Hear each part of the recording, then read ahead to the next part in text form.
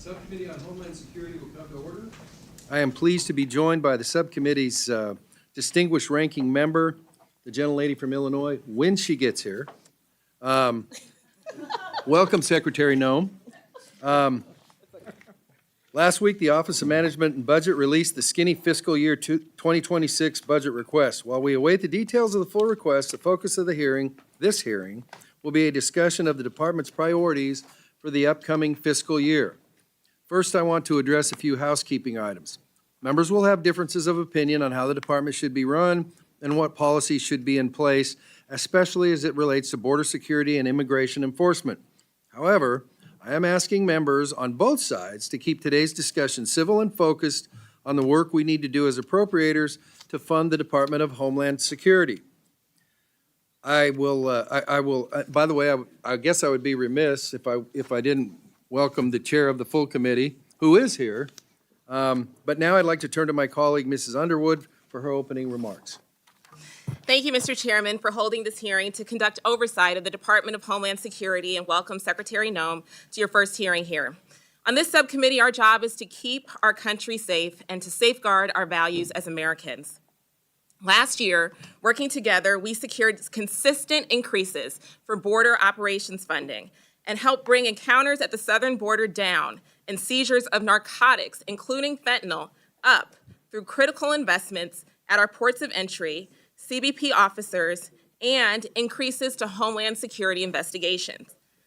Normally, I would focus my questions for the Secretary on the details of the President's budget, but I would be remiss if I did not mention that we are holding today's hearing without an actual budget for fiscal year 2026 to review, and the skinny budget released last Friday is filled more with politics than facts.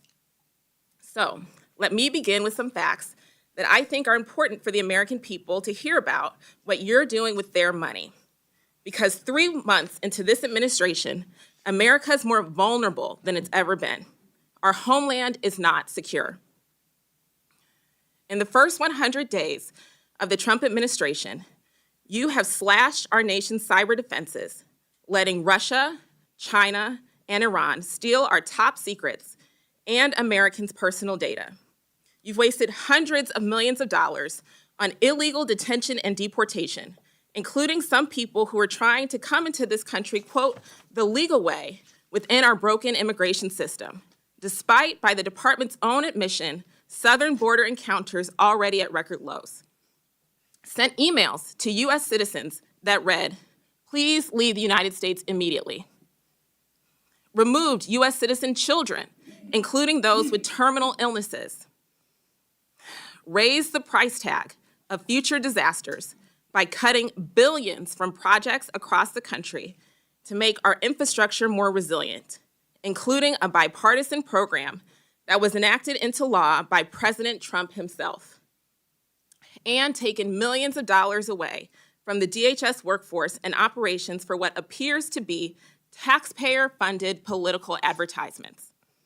During our Member Day hearing last month, I also raised the unacceptable and unconstitutional decisions this administration has been making with the funds provided to the department by this committee, including the sudden and unexplained termination of DHS grants to states, universities, and nonprofit organizations, the cancellation of the Disaster Relief Fund's BRIC program, violations of the Fifth Amendment right to due process enshrined in the Constitution, and reductions in force of parts of the department's Office of Civil Rights and Civil Liberties, Office of Citizenship and Immigration Services Ombudsman, as well as the Office of the Immigration Detention Ombudsman.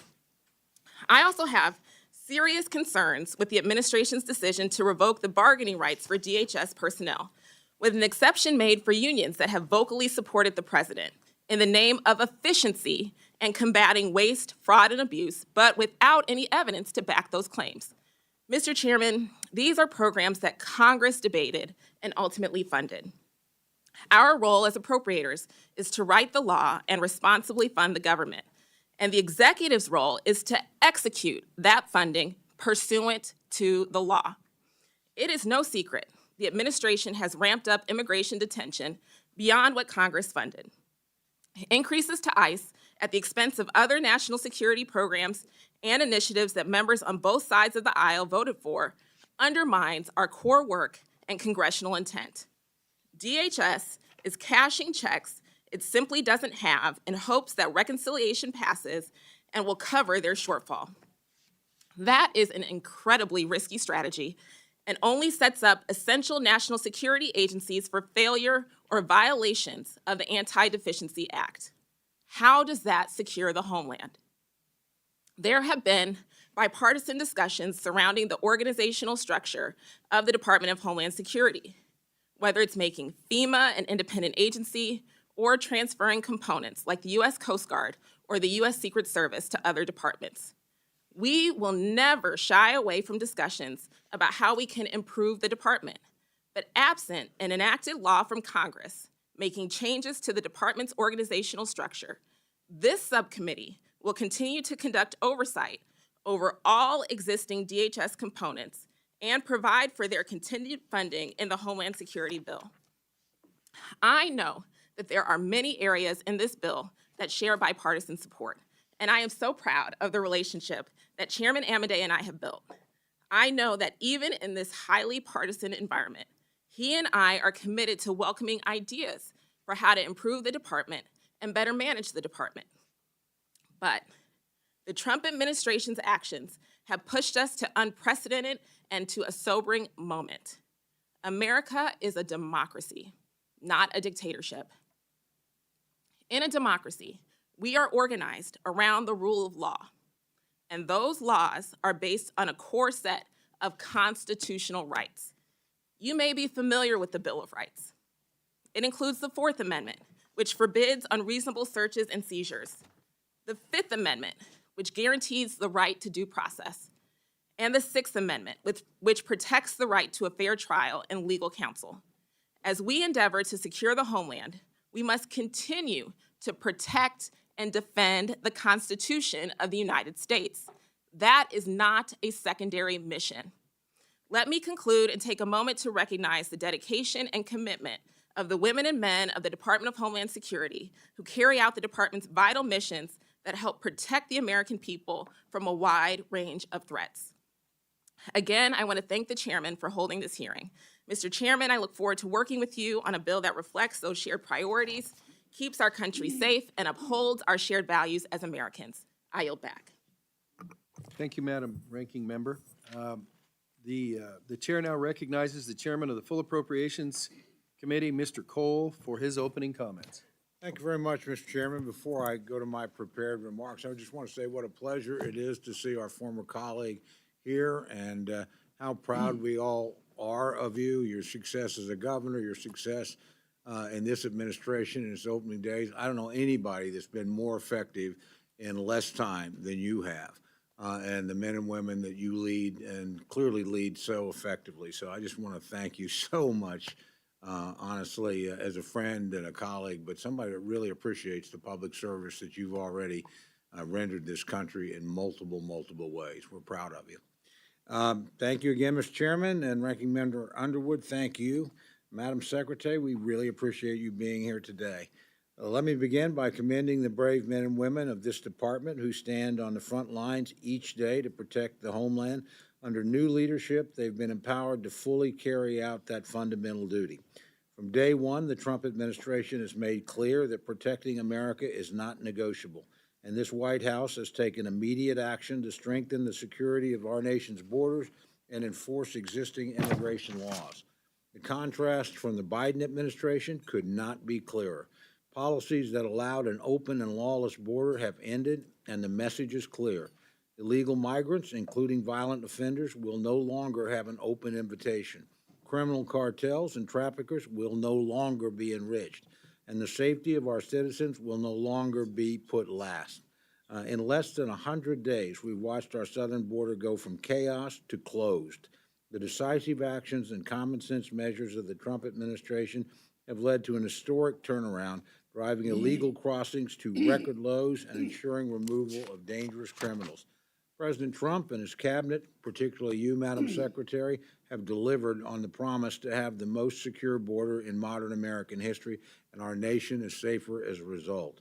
It's imperative that investments for effective border security enforcement are strong, and I'm dedicated to working with the members on this committee and across the Capitol to ensure the department is properly resourced. Secondly, I appreciate that the DHS mission doesn't end here. Living in Tornado Alley, Oklahomans are no strangers to devastation caused by natural disasters. Even now, a slow-moving storm and record-breaking rainfall is responsible for significant flooding in my state that's already resulted in the loss of life and a state of emergency declaration by our governor. When state and local resources are exhausted, we do rely on FEMA to bring additional capabilities that save residents, remove debris, and help our fellow citizens rebuild. This isn't a partisan issue. It's one that concerns states regardless of politics. I look forward to a discussion on ways to reform FEMA and improve federal emergency response capability while eliminating inefficiencies and wasteful spending. Programs like the Building Resilient Infrastructure in Communities, or BRIC, grants have provided many communities with the means to mitigate the next disaster before it strikes, potentially saving taxpayers even more money.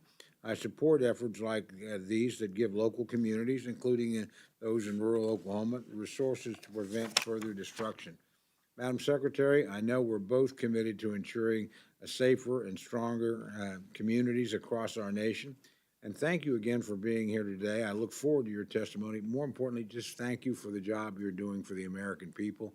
The results have been spectacular and immediate, beyond, I think, what any of us could have expected. And that's in no small measure to the manner in which you've led. So we're grateful for your service. With that, Mr. Chairman, I yield back. Thank you, Mr. Chairman. The chair wishes to put on the record that I have received no requests from anybody in the administration, the minority, or the majority that I do an opening statement. Accordingly, I will not be doing one. Not unusual. Madam Secretary, without objection, your full written statement will be entered into the record. With that in mind, we would ask you to summarize your opening statement to within 5 minutes. But, gentlelady from South Dakota, the floor is yours. Well, thank you, Mr. Chairman, and thank you, Ranking Member Underwood, and members of this committee for giving me the honor of being before you today.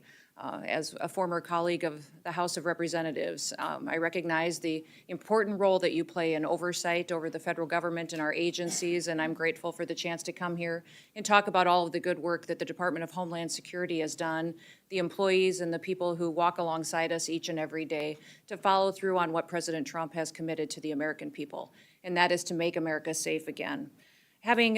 Today, I'm very proud of the accomplishments that we've tackled, and we've delivered the most secure border in American history.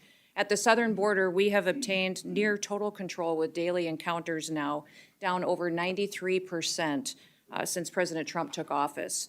March saw the lowest number of border encounters in recorded history in the history of the United States of America at just under 7,200. That means that there were days where we had less than 200 encounters, which again is the lowest in recorded history. Under the previous administration, U.S. Customs and Border Protection was at times encountering over 15,000 people a day, which mean efforts were diverted into processing and facilitating an invasion of our country instead of doing their jobs. This astonishing turnaround is a testament to the resolve and to the leadership of President Trump to make America safe again, and it is accomplished by the incredible work of the people of the department. The secure border has allowed the Border Patrol to zero in on cartels and their illicit activity, and President Trump has designated 6 different cartels and criminal gangs as foreign terrorist organizations. This has allowed us to use a whole-of-government approach to go after drug traffickers, human traffickers, and in March, fentanyl traffic at the border fell by 54% compared to the previous year. We are enforcing immigration laws to identify, to arrest, detain, and to remove dangerous illegal criminals out of our country. And we're prioritizing individuals that have committed crimes in our communities. Aliens are a threat to our public safety and to our national security, and especially those that are affiliated with terrorist organizations such as Tren de Aragua and MS-13. This includes those who have final orders of removal in place, are a priority for this administration. We've also worked with President Trump on his America First trade agenda through the U.S. Customs and Border Patrol actions and enforcement. The Biden administration hollowed out America's industrial base, and they shipped our jobs overseas. Well, President Trump is changing all of that. His actions are proving that tariffs are an effective negotiating tool to address trade imbalances. And in fact, companies are reshoring jobs here in America every single day. The Department of Homeland Security is reforming and rethinking federal improvement in our involvement in emergency response and management as well. President Trump recently announced new members to the FEMA Review Council, which I will co-chair with the Secretary of Defense. Now, this council is charged with fixing a broken system, and it is a system that will, when fixed, return power to state emergency management directors to make America safe again. And we're also taking steps to defend the nation's transportation systems, which are vulnerable to targets and attacks. The Transportation Security Administration is responsible for ensuring the security of all of those that travel. In a single day, there are over 45,000 flights and nearly 2.9 people travel on our airlines and our passengers in the United States. We're fulfilling our obligation to enforce and to launch Real ID in order to follow federal law that was enacted nearly 20 years ago. Validated IDs will secure travel, safeguard our elections, and make sure that we never experience and work to prevent a 9/11 attack again. As technology advances, so do the threats to our nation, and that's why cybersecurity is so crucial to our future. Countries like Communist China have both the capability and the intent to infiltrate and to potentially disrupt our critical infrastructure systems. The Homeland Security Department is responsible for 10 of the 16 different critical infrastructures. And despite these threats, the Biden administration instead used CISA to play politics and to police speech. Under President Trump, we've been working to get CISA back on mission and to make sure that they're focused on cybersecurity. Now, the Coast Guard is the only branch of our military and our U.S. Armed Forces that is under the umbrella of the Department of Homeland Security, and it has many different missions with specialized needs going forward. As we secure our southern border, the cartels have shifted their activities to our maritime borders, and the Coast Guard has already surpassed fiscal year 2024 in the amount of drug interdiction numbers that they have encountered, and they have also excelled at search and rescue and illegal interdiction. Since the Coast Guard is facing our greatest readiness crisis right now since World War II, we need to act to make sure they have the tools, training, and equipment that they need to be the tip of the spear in our national security response. We have a plan to reinvigorate the Coast Guard, and this is a critical component of our Homeland Security mission. Now, with Force Design 2028, which some of you may have heard about already, we will transform the Coast Guard into a more agile, capable, and a responsive force. And since I took office, one of the responsibilities that I have is reforming the Secret Service in the wake of the July 13th assassination attempt on President Trump.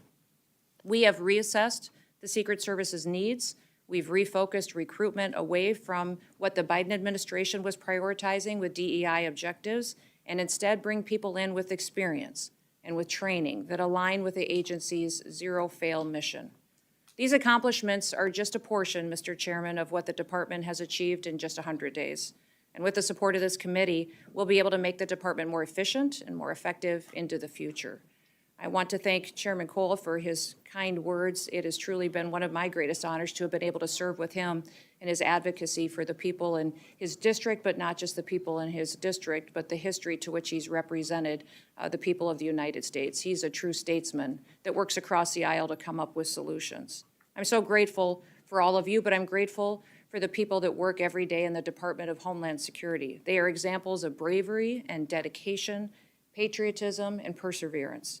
It's our responsibility to give them the resources that they need to meet the challenges of the day, to give them the training and equipment that they rely on to be successful for the American people.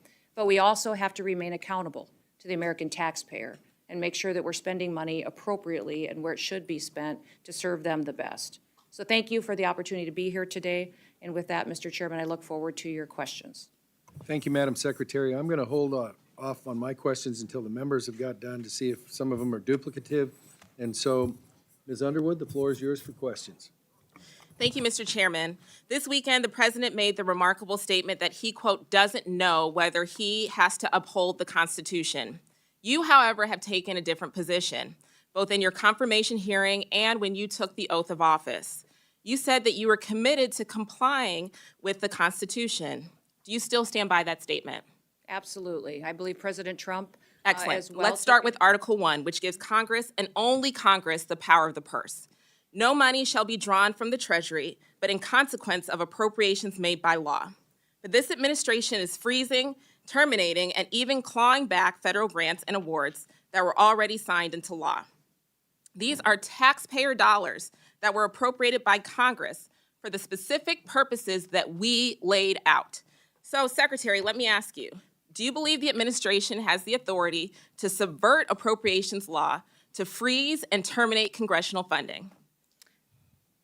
The administration and the Department of Homeland Security used our authorities that we have to evaluate every grant that was in front of us and meet statutory requirements, but also to make sure that they were being spent appropriate. So, of What course, we the did through president these is within grants his was to authorities. make sure that Ma'am, this we is went my time. forward. Thank you so much. Of course, the president's within his authorities to drive policy decisions within the bounds of federal law and the Constitution, but that's not what you've been doing. What I'm asking is whether you believe you have the authority to ignore appropriations law. Do you believe that the Constitution gives the executive branch unilateral authority to withhold funds appropriated by the legislative branch? We have evaluated grants to make sure if they're being spent appropriately, and work that is underway and was authorized has continued.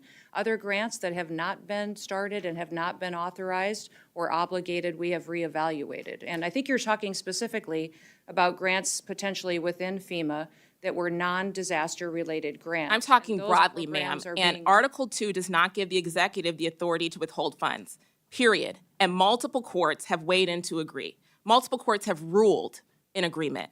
Congress controls the power of the purse. We are That is not- a fact. That's not we a are- question. That is a fact.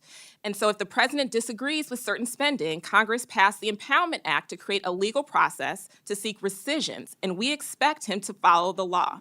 This administration is not just ignoring the constitutional power of the people's elected representatives. It is also violating the fundamental right of individuals. Do you believe that the Constitution grants everyone in our country the right to due process, including non-citizens?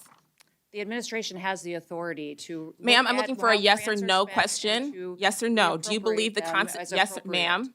Do you, We have ma'am? not conducted in any Reclaiming my kind time, of Mr. impoundment. Chairman. Time is yours. Okay, Secretary Noem, I'm just looking for a yes or no here. Do you believe the Constitution guarantees due process to everyone in America? Due process is exactly what this Congress Yes lays out. or that no? it is, and Okay, the ma'am, tools I'll take you that as give a us no. on due process Excuse me, is I'm trying, afforded to. ma'am, I'm trying to ascertain your understanding of the law as it applies to your department. And you as its leader should be able to give us a yes or no answer because judge after judge has ruled that the law is not being followed. Do you believe that the U.S. government has the authority to deport American citizens? No, and we are not deporting great. U.S. citizens. I'm so happy to hear that you do not believe that the law gives you that authority because the federal government has no authority under U.S. laws to deport any American citizen. And as I know, everyone viewing this hearing today knows that several American citizens have been deported to haven't. date. That is not Secretary true. Noem, that was not a question. Secretary Noem, that oath that we both swore before taking office was to protect and defend the Constitution of the United States. Not the president, not a political party, the Constitution. And that's what we're going to keep doing here at the Appropriations Committee. Thank you. I yield back. Chair now recognizes the gentleman from Oklahoma, the chairman of the Appropriations Committee, for questions. Mr. Cole, the floor is yours. Thank you very much, Mr. Chairman. Madam Secretary, again, great to have you here. In your service, you've prioritized detaining and removing literally the worst of the worst in our country that have arrived here illegally, including those that have committed violent crimes against our fellow Americans. I think we're all in support of that effort. Can you tell us, and you may not have this information, I'm just curious, how many illegal aliens have committed serious offenses against our own citizens? Yeah, there are tens of thousands of illegal aliens that have committed crimes against individuals in this country, and we have worked very hard to make sure that those are the individuals that we're going after and deporting as soon as possible.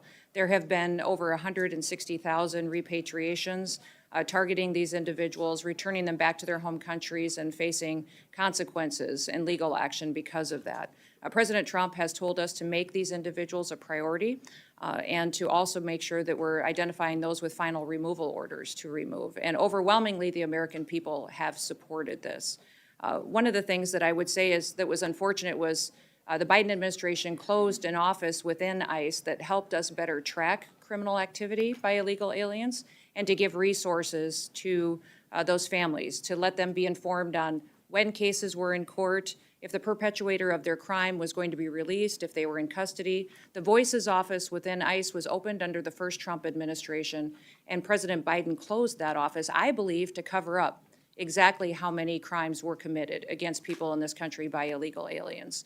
We have reopened that office. We believe that that data would be helpful, and they're continuing to work with people who have been victims of illegal crimes and illegal alien activity in this country. But those data and that information, I don't think we'll ever truly know how much crime was committed and how many were committed against American citizens because the Biden administration refused to track those victims and those crimes as they were perpetuated. Well, I commend you for reopening the office. Let me, just as a quick follow-up, ask you, again, this may be information that is not readily available, but I'm curious if we know how many illegal aliens have actually currently have final orders for removal from an immigration judge, and we just haven't had an opportunity to execute those orders. Well, that is the challenge that we have, is that we have literally millions of illegal aliens that have overstayed or are here illegally that need to have a final order as issued. We have hundreds of thousands that are going out and targeted and being removed from this country today that ICE is working every day in coordination with all other areas of our government to get them removed from our country. But we do have a backlog, because this was not a priority under the last administration. So we have up to 1 million cases that are backlogged that need to be processed by an immigration judge in an immigration court in order to make sure that we are having those final removal orders and that we can take action on them. I want to commend you. You mentioned your statement about pushing on the Real ID Act. I know that's not an easy thing to do, and I'm sure when the day comes, about 30% of the people, as I understand it, that travel still don't have that documentation. Amongst the things you have to consider are what kinds of IDs are acceptable. I would encourage you, as you do that, to look carefully at tribal IDs. I know certainly in South Dakota, but in Oklahoma, we have a lot of our citizens that use those as primary sources, and clearly they need to meet the standards you lay out. But whatever you could do in that regard to both keep those folks informed and work with them so they get into compliance would be very appreciated. We do, tomorrow is the day that Real ID will finally be enforced. It's been a law that's been in place for over 20 years. 81% of the travelers that travel by airline in the United States today are already compliant. So they have IDs that already they will be able to use just like they normally always have been. We will be honoring passports, other federally recognized IDs. Tribal IDs will be recognized, so thank you, Mr. Chairman, for that. And what will happen tomorrow is folks will come through the line and will be issue their ID and show it. If it's not compliant, they may be diverted to a different line, have an extra step, but people will be allowed to fly. We recognize that this is a security issue. Congress has had many, many years to reevaluate it and decide if they wanted to change the law or to stop it, and the Biden administration chose that it should go into place on May 7th, and we intend to follow the law. So we will make sure that it is as seamless as possible and that travelers will get to stay on their intended itinerary, but we are telling people that this law will be enforced and it will allow us to know individuals in this country who they are and that they're authorized to travel. Well, I'm about out of time, so I'm going to mention a quick thing and then probably submit it for the record so you have time to respond. I am very interested in the BRIC grants, which again, we did pass when President Trump was there. Would love to be updated as you figure out how you're going to reform those, but they have been extraordinarily valuable, I think, to communities. And like all grants, they can be used correctly or misused. I don't have any problem with evaluating things, particularly in the last frenzied days of any administration. Sometimes a lot of stuff slips through that you wish hadn't in retrospect. But please know that there's strong bipartisan support for that program, as there was when President Trump, introduced it and signed it into law back in 2018. So love to know more when you can about your plans to reform those grants, but hopefully keep them operating. You bet. Thank you. Thank you very much. Thank you, Mr. Chairman. Yield back. Thank you, Mr. Chairman. The chair now recognizes the gentleman from Texas, Mr. Cuellar. The floor is yours. Thank you, Mr. Chairman. Madam Secretary, it's good to see you. I was going to show you, but I think the rules don't allow me to show you just something because I just want to talk about basics, but hopefully we can sit down later and I can show you what I'm referring to. Want to talk about some of the basics. I live at the border, lived all my life there. Want to talk to you about river roads. I want to talk to you about Carrizo cane, technology that's needed, aerostats, and cameras that are not working, and some infrastructure. Basics that are needed for border security. My area, Laredo, it's the largest inland port, bigger than LA, bigger than any other place in the country. We get 18,000 trailers a day. We're about to expand from 8 lanes to 18, plus another bridge. We got 2 of them, 2 rail bridge. So trade is very important to us. But when we talk about illegal crossings, we've been the second lowest crossing in the country, and we still are out there. I think right now, latest numbers, 30 people, maybe 40 people a day coming through my area, which is almost nothing. So thank you for that. River roads, the river roads, and I wish I could show this just to show you, but the river roads go this way. Let's say the river's here.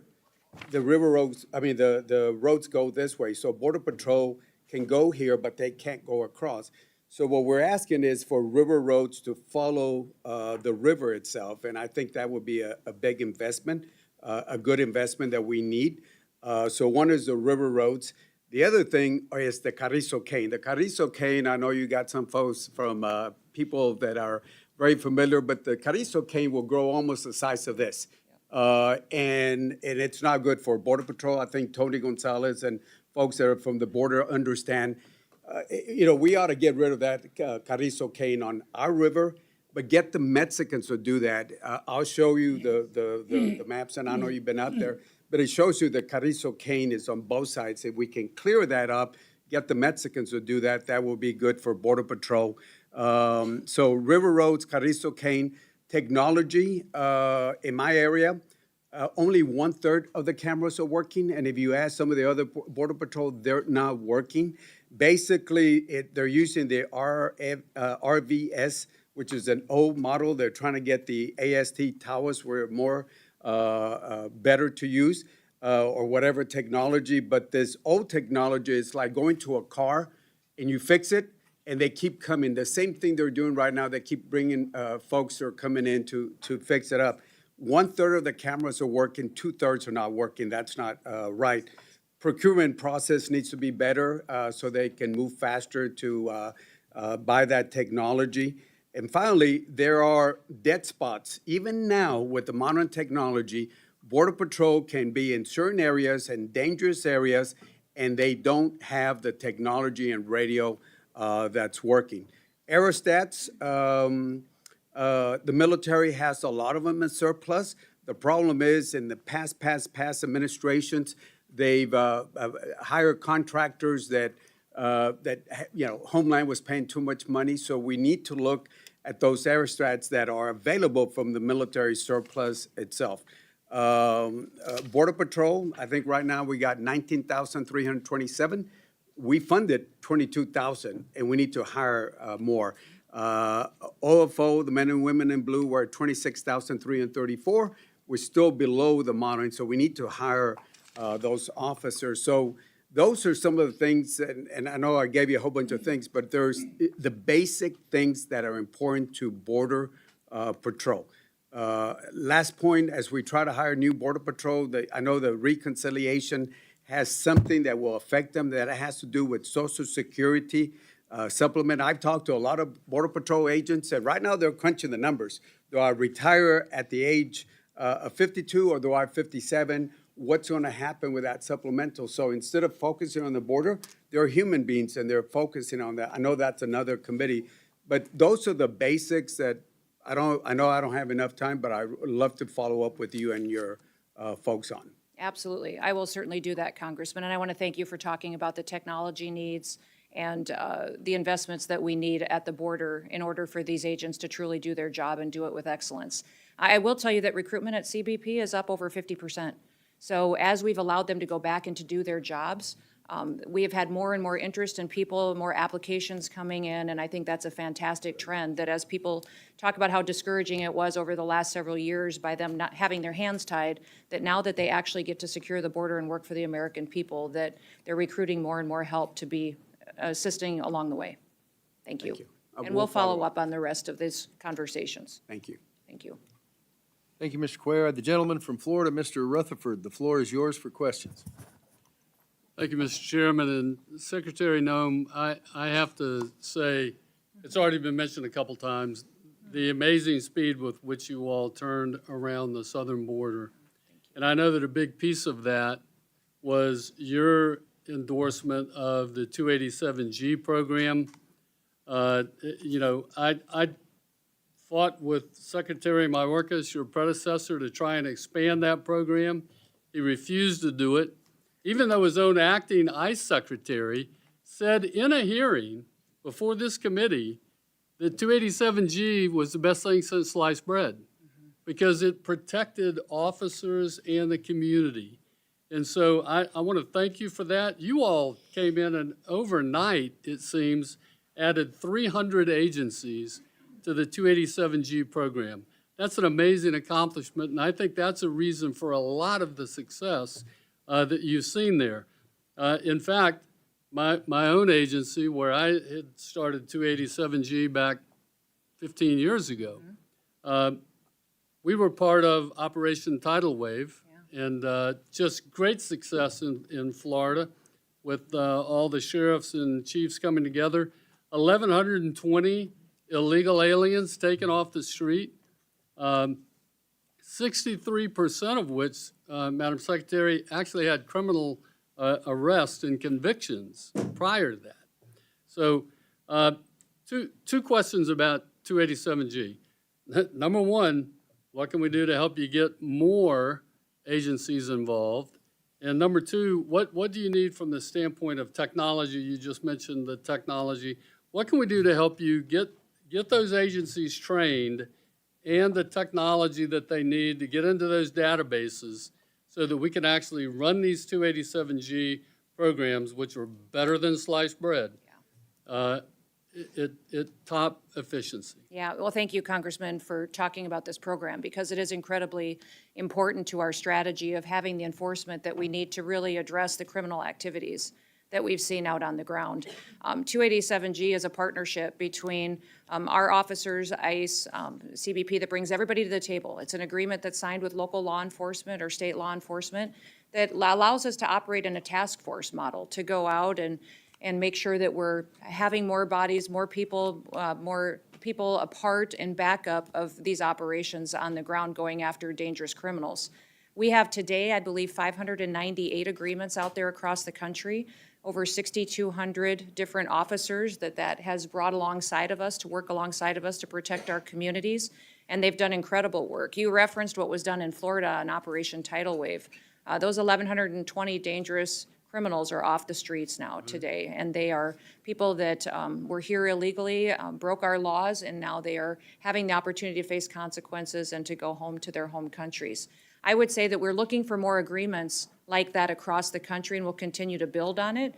What Florida did by having a whole of state approach is what we want to build out and model in every other state as well. And we've had partnerships from the DEA, ATF, DOJ, state highway patrols. We've had, obviously ICE, U.S. Marshals, CBP, local law enforcement, cities, county sheriffs. People who've committed their whole life to upholding the law and having the scales of justice apply equally to everybody are a part of this team. And it has been wonderful to see people jump in and be a part of it to make sure that we have not just the authorities that we need to go out there and to work, but also to have the local knowledge and the people in their community that really want to be a part of the solution and making them safe again. Well, we look forward to continuing that.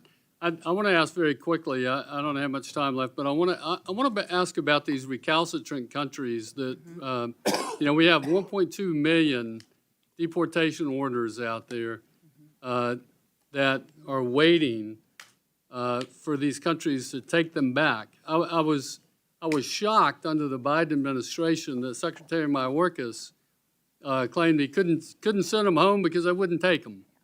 But now I understand that now that you're in charge of DHS and the Trump administration State Department working together, that there's been some change in that. And can you talk a little bit about how that's going? Yeah, so the Department of State is the entity that negotiates travel documents and the ability to repatriate people back to their home countries.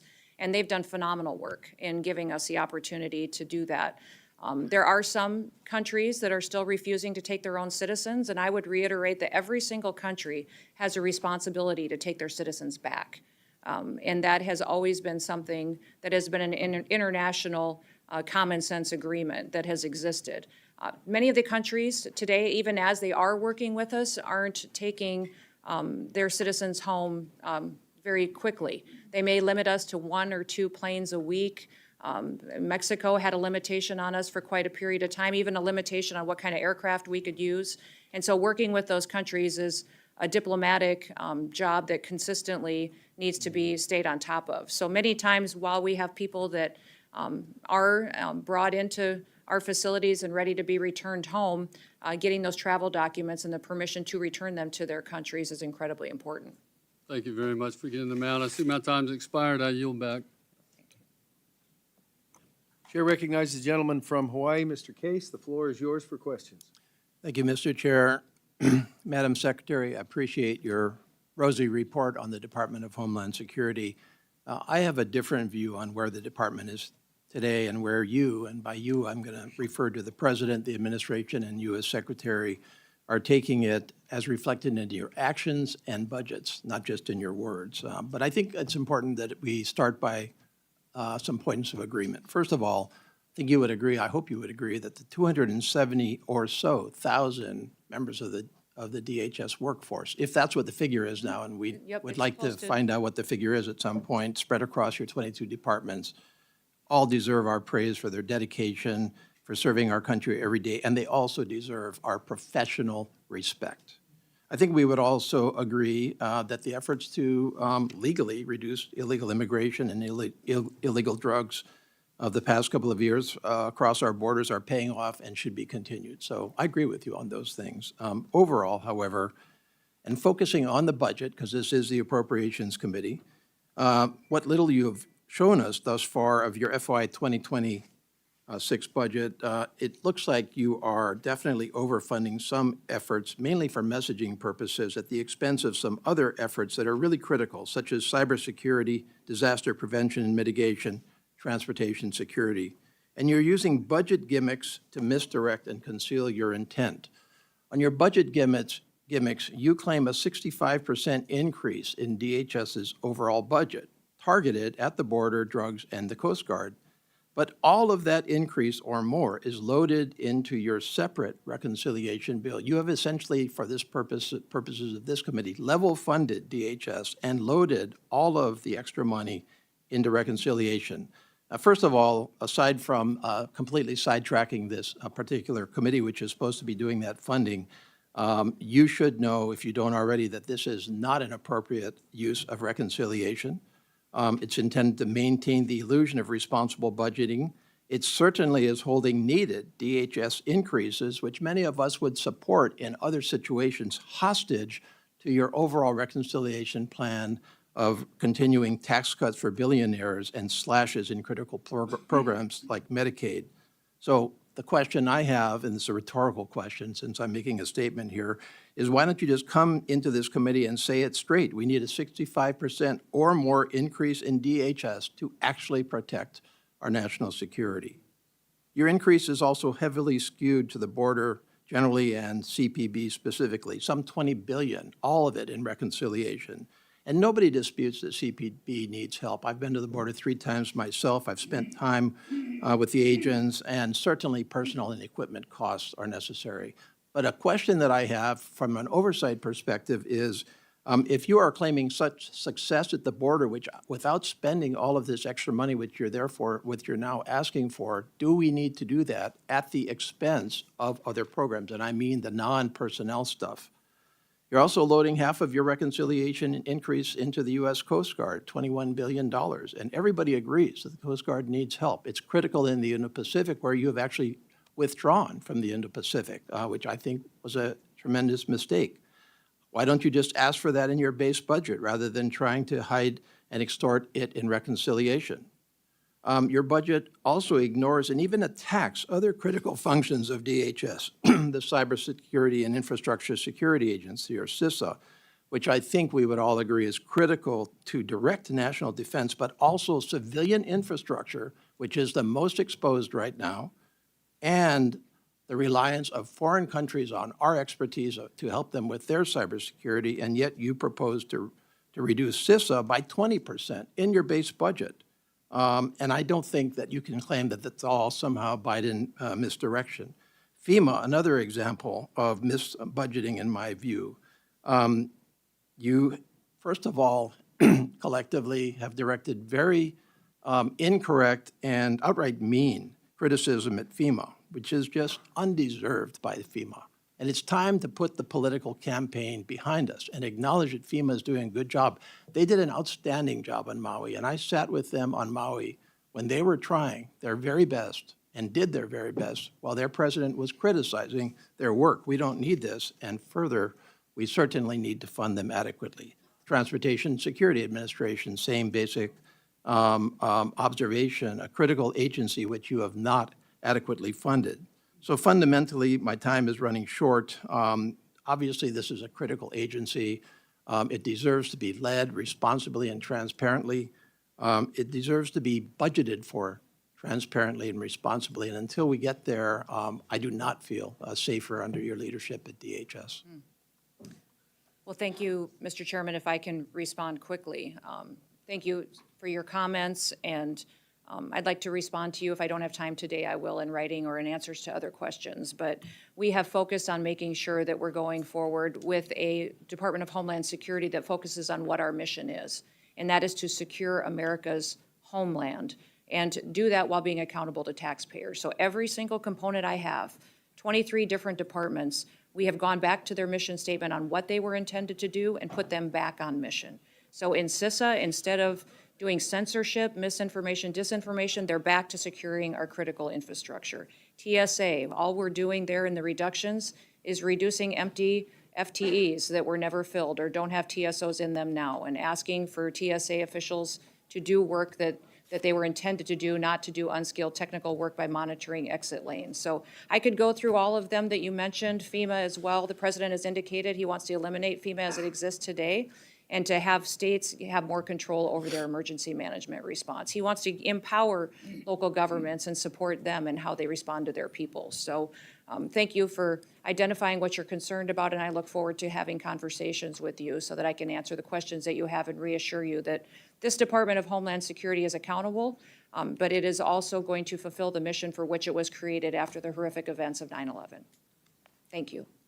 Thank you. The floor belongs to the gentleman from Washington State, Mr. Newhouse, for your questions. Well, thank you, the gentleman from Nevada and the lady from Illinois as well. Thank you, Secretary Noem, for being here with us to discuss. This is our agency, the Homeland Security. I want to focus on a couple things that I've spent a lot of time working on, and when you were in the House, you did too, and I want to thank you for that. That has to do with agricultural labor. I was very delighted to hear President Trump in early April make several, and I thought were very important comments about the agricultural labor force, as well as some of the, what would you call, hotel, entertainment kind of workers, whose current workforce certainly lack a legal status. So I'm talking about H-2A and H-2B. He proposed a plan to allow undocumented agricultural workers an opportunity to touch back with the ability to come back to the United States with achieving a legal status. I can't overestimate or overstate the importance, as you know, of an agricultural labor force to produce food and fiber in our country. So I wanted you to, if you could, provide any kind of an update that you could share with us on the discussions there at the cabinet level, but also in that same vein, a major cattle producer and processor in Washington and Idaho recently shared some of their concerns with I believe it's called the termination of parole process for Cubans, Haitians, Venezuelans, and Nicaraguans. Apparently, the workforce there, up to 15% of their workforce is made up of people from those countries. And so I wanted to give you an opportunity to either speak with us about that or follow up with my staff later. No, thank you so much for talking about the important programs that we have to facilitate a workforce in this country that have contributed so much in certain industries and different areas going forward. President Trump has been very clear that he believes that people that are here illegally need to go home. He has backed that up with his policies that you don't get to come into this country and have the law apply to some people and not others, that the scales of justice should apply equally to everyone, and that individuals who are here illegally need to face consequences for that and go home. I think one of the reasons that you've heard us recently talk about self-deportation is because our preference is that the individuals who are here illegally self-deport. We will facilitate purchasing their plane ticket and a stipend once they return to their home country, so they have the opportunity to do exactly what you talked about by touchback. They have the opportunity to come back to America then, and to do it the right way. They will face the consequences for breaking our laws originally, but we want everybody to have the opportunity to be a part of the American dream. If individuals who are here illegally wait until we have to go out and find them, arrest them, deport them, spend up to $17,000 by getting them back home to their home countries, President Trump has been very clear. They will never get the chance to come back. So I would encourage everyone in this country that is in these industries to proactively tell the story. That's why you've seen us aggressively carrying the message to people that the United States is now following the law, that we are now securing our borders, and that we're getting people out of our country who've broken our laws. But if you do work with us, that you will have the opportunity to come back.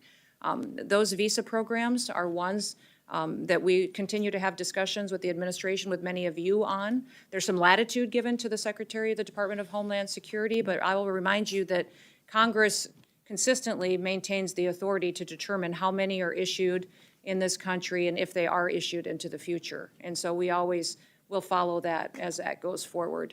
And as you talk about the importance of what the work we do at the Department of Homeland Security, I know that working with these folks that are in these different industries, that we will continue to have those conversations with all of you. When we talk about different policies that the department is following, many times it's Congress, it's the House of Representatives and Senate who sets the policy that we are following and gives us the authority to do and take the actions that we are. Okay, very good. Look forward to working with you Yes, more thank on that. And just in the short amount of time I have left, the harbor maintenance tax. Yes. A lot of countries are essentially bypassing that, bringing goods, importing them to the United States through either Canada or Mexico, and foregoing paying any kind of tax that way. Certainly we have a lot of illicit drugs coming through. We need to get a handle on that as well. But in your testimony, you highlighted the importance of the CBP enforcing tariffs on imports, and this seems to be an appropriate place to put a lot of time and energy. I'm going to, just so you know, I'll have some legislation here shortly addressing this kind of stuff, but I wanted to draw your attention to a lot of the efforts that other countries are going through to avoid paying that tax. Yeah, thank you for pointing that out and for talking about it in this committee hearing, because I think a lot of people don't realize that that's one of the factors that we're dealing with too at the federal level, is having other countries unfairly manipulate their processes to avoid paying what is due to the American people. Since President Trump has been in office, CBP has made 21 different enforcement actions on tariffs. So they've put in place that many adjustments and changes to other countries as goods and services come into this country, and have done it with excellence. I'll remind everybody that CBP is the oldest law enforcement agency in the country and has collected tariffs for many, many, many years. And so they have adjusted and done well with President Trump negotiating with these countries to finally treat our consumers and our country fairly when we've been so mistreated in trade agreements in the past. Well, thank you. But that is a part of the discussion that the president continues to have with these other entities that have manipulated that. Very much appreciated. Thank you, Mr. Chairman. The gentlelady from Texas, the floor is yours for questions. Thank you, Mr. Chairman and Madam Ranking Member. Secretary Noem, thanks for being here. Appreciate it. I'm proud to represent my border community of El Paso, Texas. Born and raised there, third generation border resident. My kids are fourth generation. I have a lot of questions, and I've structured them in a way that they should be simple yes or no. So I'm going to ask that you please respond as simply as possible so I can get through as many of my questions as possible. My first question is, when the Department of Homeland Security makes a mistake, will you assure this committee and Congress that DHS, that you will acknowledge that mistake, take accountability for it, and rectify it, most importantly? Yes. Thank you. And I'll follow back up with that question. I want to first, one of the first topics I want to talk about is what President Trump said recently: homegrowns are next. And I'd like to enter into the record an NPR story. Homegrowns are next. Trump hopes to deport and jail U.S. citizens abroad. I was happy to hear your acknowledgement that that is not legal, but I am curious about the reconciliation bill and the appropriations requests that you will make. Will any of the funding, either through appropriations or through reconciliation, be used to execute this policy idea of Donald Trump's, which is deporting U.S. citizens abroad? We have not deported any U.S. citizens, and so that false media narrative that you've heard out there just simply isn't true. Well, What I would say. So my question, yes or no, will comes the to reconciliation or reconciliation and the appropriations dollars be that- used for that? The reconciliation dollars that we've asked for is $175 billion that will be focused and is reflected But in what yes the or no, president will it be released. used for those purposes which Donald Trump acknowledged We're is going to continue to use the policy? authorities and follow the Constitution to Okay, implement all right, policies that will make reclaiming my sure. time. I'd like to now focus on U.S. citizens who were deported. In fact, 3 children so far, likely more children. One of those children with cancer who was deported without the medication necessary to address that child's cancer. Again, a U.S. citizen.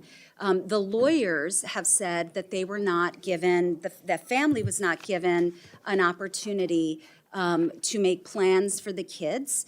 And so they were deported, essentially, again, U.S. citizens. I have a question about the forms that ICE is supposed to utilize when engaging with parents who have children, the parents who are being deported, and the U.S. citizen children. One of those forms is ICE Form 71-078, or the Caregiver Designation at Arrest form. Were any of the individuals who were deported, who had U.S. citizen children deported with them, were they given an opportunity to sign that form? When these, the specific cases that you're referencing with these children, it was the parents' choice to take their children with them. And did ICE Which it is the follow policy of through the on the Trump policy? administration to keep families together. Ma'am, That is what we have ma'am, continued reclaiming to my do, time. is that I these told you at the children, top of this, their ma'am, parents took ma'am, reclaiming my time. I said that the questions are really simple, yes or no. Was that form used in any of those cases? I will get back yes to you or on no? that Okay, specific form. I perfect. don't know the Thank number, you, but I do that's- know these mothers went Okay, on the thank you. record The filling out second form, paperwork ma'am, and in reclaiming my interviews time. reiterating Ma'am, they wanted to please, keep their ma'am, children with them. reclaiming my time. I'd like you to avoid the filibuster so I can get to all my questions, please. Answering your questions So with that. the second ICE form that I'd like to ask you about is ICE Form 71-76, which is also, it's pre-removal parental interests election form. Can you get back to me on that? Were all of the parents allowed to sign that? Are the parents allowed to speak to lawyers before they're deported, or to speak to their U.S. citizen spouses before they're deported? They are given the opportunity. Okay, to- so you can to have- guarantee that every one of those parents, We followed all the normal policies and procedures so and they were everything. allowed to Every case was talk to a handled lawyer? That's a exactly yes? as it is authorized Is that a and laid yes? out by- That's a yes? Everything was handled That's- appropriately and but correctly did in they all every get to single talk case to a that you've lawyer? Okay, addressed reclaiming my Under the time. policy. Mr. Chairman, unfortunately, I'm out of time. I have a number of other questions we'll get to in the next round. Thank you.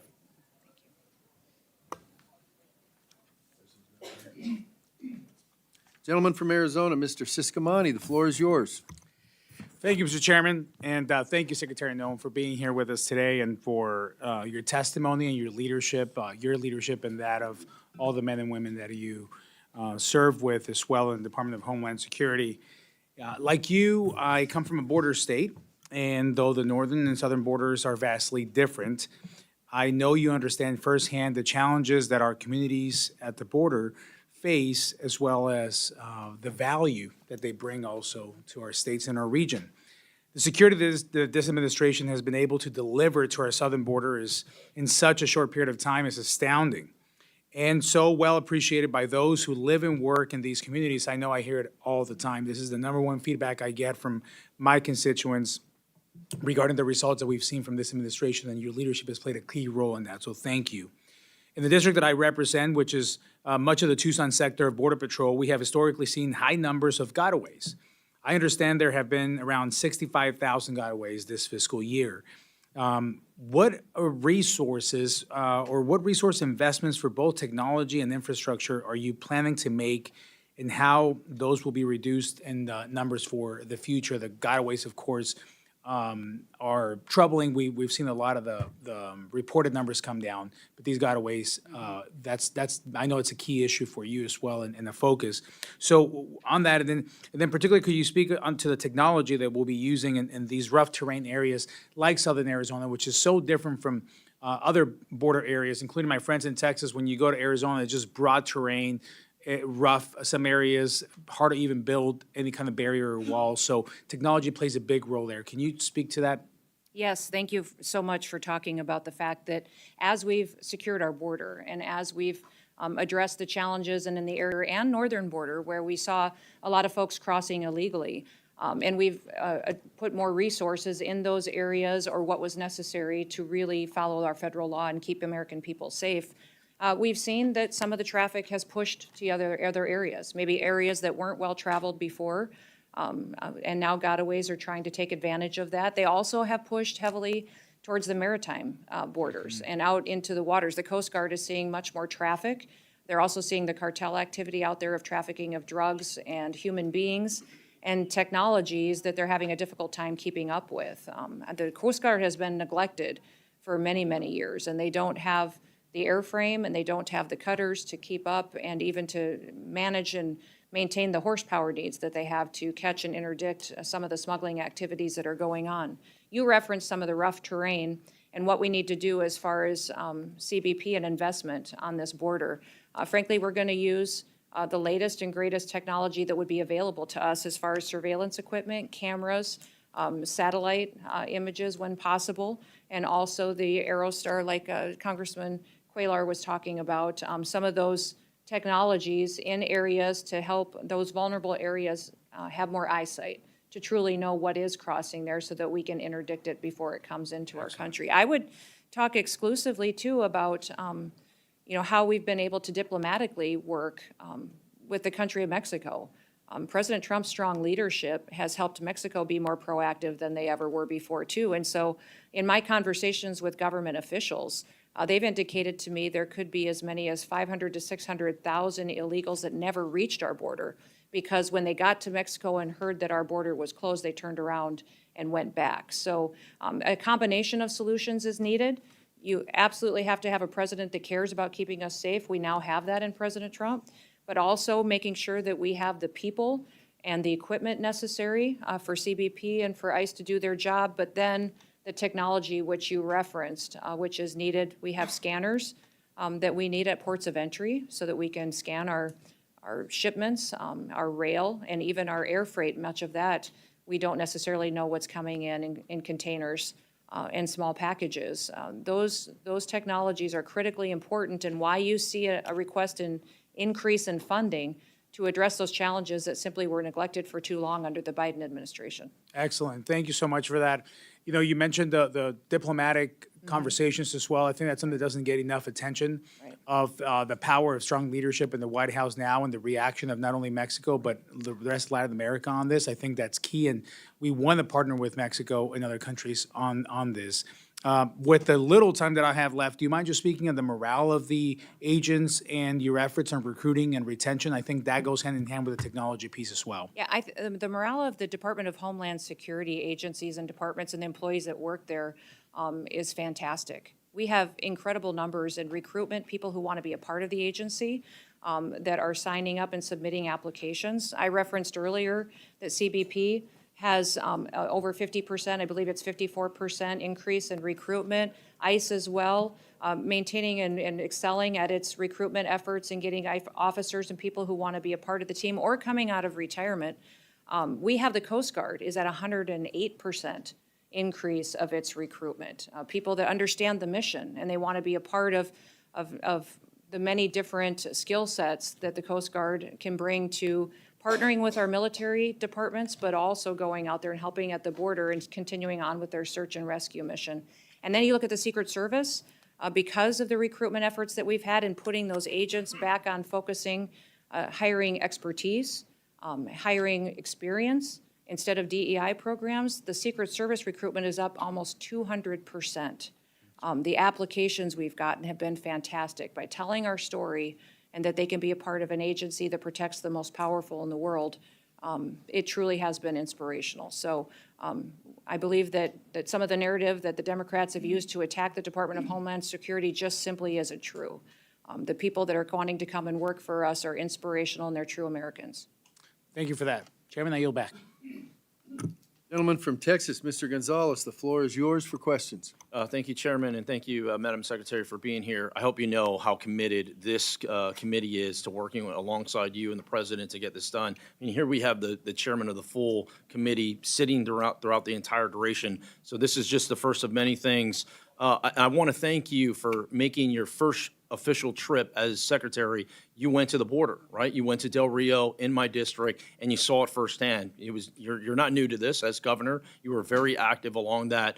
So on that note, I want to get your opinion on states being reimbursed for some of the fundings, particularly Texas. What are your thoughts on Texas being reimbursed for some of the funding that we've had to pay for this? Yeah, it's been incredible, the partnership that Texas has put together with the federal government and how they stepped up so many times when the Biden administration did not secure our border. Texas filled the gap.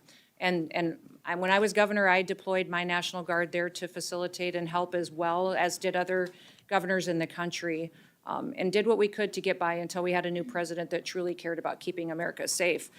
There have not been any decided decisions on reimbursing states, but I know many of the governors have asked for it, and we've appreciated their help. And so that's an ongoing conversation with every new agreement or new ask we have of states. If we're asking them to commit to the 287G program, seeing what we can do to help meet their financial needs is incredibly important. If it's asking the National Guard to step up or even past spending that they've incurred, I know that President Trump is appreciative of the efforts and the partnerships and wants to continue those conversations. Yeah, representing nearly half of the southern border, we've been ground zero for it. And Texas, but it's not just Texas. I mean, you mentioned your home state. Everyone has really pitched in a big way, and it's not fair. For the last 4 years, a lot of our states have been on our own and had to pay out of pocket. I think it's a great opportunity for the federal government to reimburse some of these states. I'm certainly committed to making sure Texas gets reimbursed for some of the funding we've done along the border. I'll tell you what, it was very difficult to get anything out of your predecessor every time he came before this committee, other than lying to us and saying the border was secured when we know it wasn't. One thing that we did get out, last year I submitted a letter to the ICE director asking him how many convicted criminal illegal aliens were in our country, and this is what I got back. This is literally part of his response. Your letter requested the number of non-citizens on ICE's docket convicted or charged with a crime. As of July 21st, 2024, there were 662,566 non-citizens with criminal histories on ICE's national docket. That was nearly a year ago. Do you by chance have any updated numbers on how many convicted criminal aliens we still have loose in the country? We believe we have more than that and are continuing to do an assessment. And of course, every day we continue to see crimes in this country that are perpetuated by individuals that we didn't necessarily know that we are here. What I will tell you is that the president, under his leadership, has already arrested and is prosecuting and held accountable over 250 known terrorists, people who are on the known terrorist watch list. We have over 65,000 individuals that just ICE alone has arrested that are criminal aliens that are being held accountable for their crimes in their communities. We also talk extensively about different governors that we've been able to work with. Many of them have people within their facilities that have committed crimes that they've been arrested, and they're holding and detaining them. If they are illegals, many times they're facing their consequences in their jail and prison time before they can be returned to their country. So, these, by virtue of being in this country illegally, you are breaking the law and you are a criminal. And we've seen the previous administration pervert and manipulate their data and information to give us numbers that don't necessarily square with what the facts are on the ground. So there's many, many more criminals in this country, and we're going to continue to target and go after them to make sure that we're protecting families. I tell you what, one of the last administration was terrible at transparency, and I think it's a great opportunity for President Trump, along with yourself and other secretaries, to just be transparent to the American public, show them what we're dealing with. Once again, when we got that number back, it was it's jaw dropping to see there. My last point, I only have 26 limited time left. Myself and Michael Guest, my good colleague from Mississippi, both sit on the Homeland authorizing side. We've been working very hard through reconciliation. One of the things that I would highlight for you, we talked about many things, is infrastructure, in particularly checkpoints. Checkpoints not necessarily along the border, but in our interior, both at the southern and the northern border, I think are very, very important. Please don't lose sight of that. In Eagle Pass in particular, that checkpoint is way outdated for the amount of traffic that's been in there. I'd flag that for you. Look forward to working together and chatting more on how we build this out. Absolutely. Great, thank you. With that, Chairman, I yield back. Gentleman yields back. Chair recognizes Mr. Guest from Mississippi. Thank you, Mr. Chairman. Madam Secretary, first I want to thank you, the men and women that you serve with, for the incredible success that you have been able to accomplish in just a short period of time.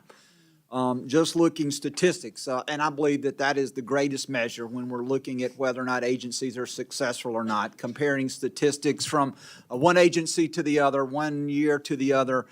We know that last month CBP reported 11,017 encounters across the southwest border.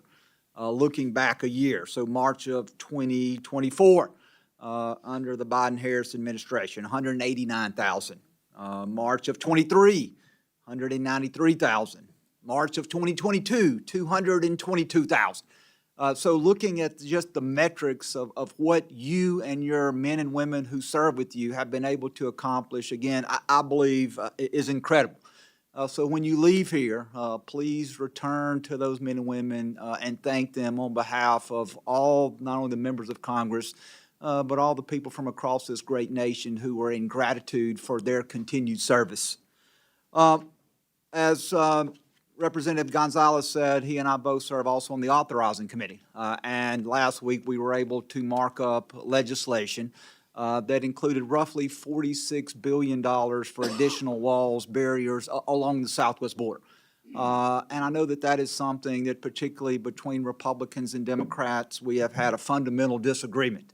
And I would ask if you would just kind of take a moment to talk about the importance of the investment in walls and borders, barriers along the southwest border, and how that not only does that make our nation safer, but the importance that it is providing to the men and women who serve at CBP to make sure that they can better perform the duties that we've taxed them with. Well, thank you for talking about the importance of having not just enforcing of our laws in this country, but also infrastructure and security procedures that give us a wall. And that wall may look different based on what the topography is or the geographical location in this country on our southern border, but also on our northern border. And then when you talk about our maritime borders as well. We can't neglect the fact that we have needs there and infrastructure that would help us make sure we know what's coming into this country, who's coming into this country, and if it's appropriate and if they should be. Since President Trump has been in office, we have installed 77.8 miles of new border. That includes steel bollard fencing, but it also includes temporary border and some waterborne as well. We have 11 contracts that have been awarded to put in over 40 miles of new border as well, and we still have 5 contracts that are pending. And I want to thank you for focusing resources to continue to make sure that we're building infrastructure and building in wall and making sure that we're having what we need for each area to address the concerns that are there. That border wall will be built that is steel in areas that it's appropriate for, but the other areas may require us to do buoys. If we do have, waterborne areas such as, the Rio Grande and places like that, that it is required, and then having technology and cameras and the ability to see distances where we may not have the ability to put in fencing and even concertina wire and panels that would be used and are putting in temporarily right now as well. So the diversity of what happens is incredibly important. We're addressing the needs as they see fit, but we're going to continue to move forward with putting up that infrastructure because it does slow down traffic, it sends a message, and it gives our CBP officers more opportunities to truly address the security concerns that we've had in the past.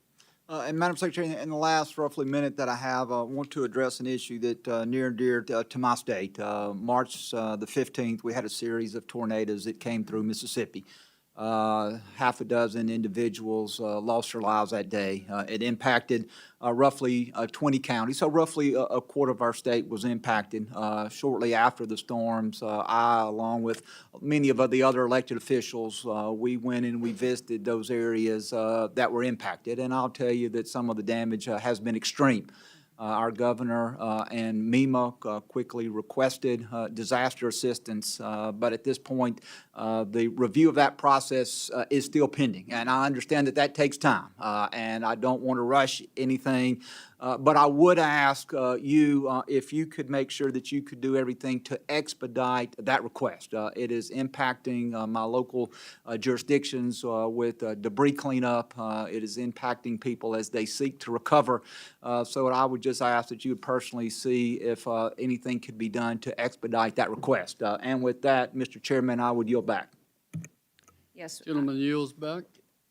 Yes, I will certainly get back to you and follow up with that. I'm not sure if that decision is still with us or at the White House, but I will follow up with you. And I want to thank you for talking about the fact that you're sitting there waiting for the federal government to respond. President Trump's heart is with the American people and recognizes they don't deserve that. If we had the ability to give resources to a state so they could respond in a more timely manner and do a better job than where the federal government has failed, it would be entirely appropriate. So thank you for that, and I'll follow up with you. Thank you, Madam Secretary. The chair now recognizes the gentlelady from Iowa, Mrs. Henson. Thank you, Mr. Chairman. Good morning, Madam Secretary. Thank you so much for joining us. Really appreciate your commitment to getting Homeland Security back to mission. You know, we saw such a straying from that in the previous administration, and President Trump's border security promises were really delivered on day one and continue to be executed on. So I just want to say thank you for that. Under your leadership, those illegal encounters at our southern border are dropping to historic lows. Our immigration laws are finally being enforced. The border wall is back under construction. DHS is finally working again on protecting the homeland. No new laws, but we have a new president and a new secretary, so I want to say thank you. Last year, before this committee, Secretary Mayorkas at the time came before us pushing the Biden administration's $4.7 billion Southwest Border Contingency Fund.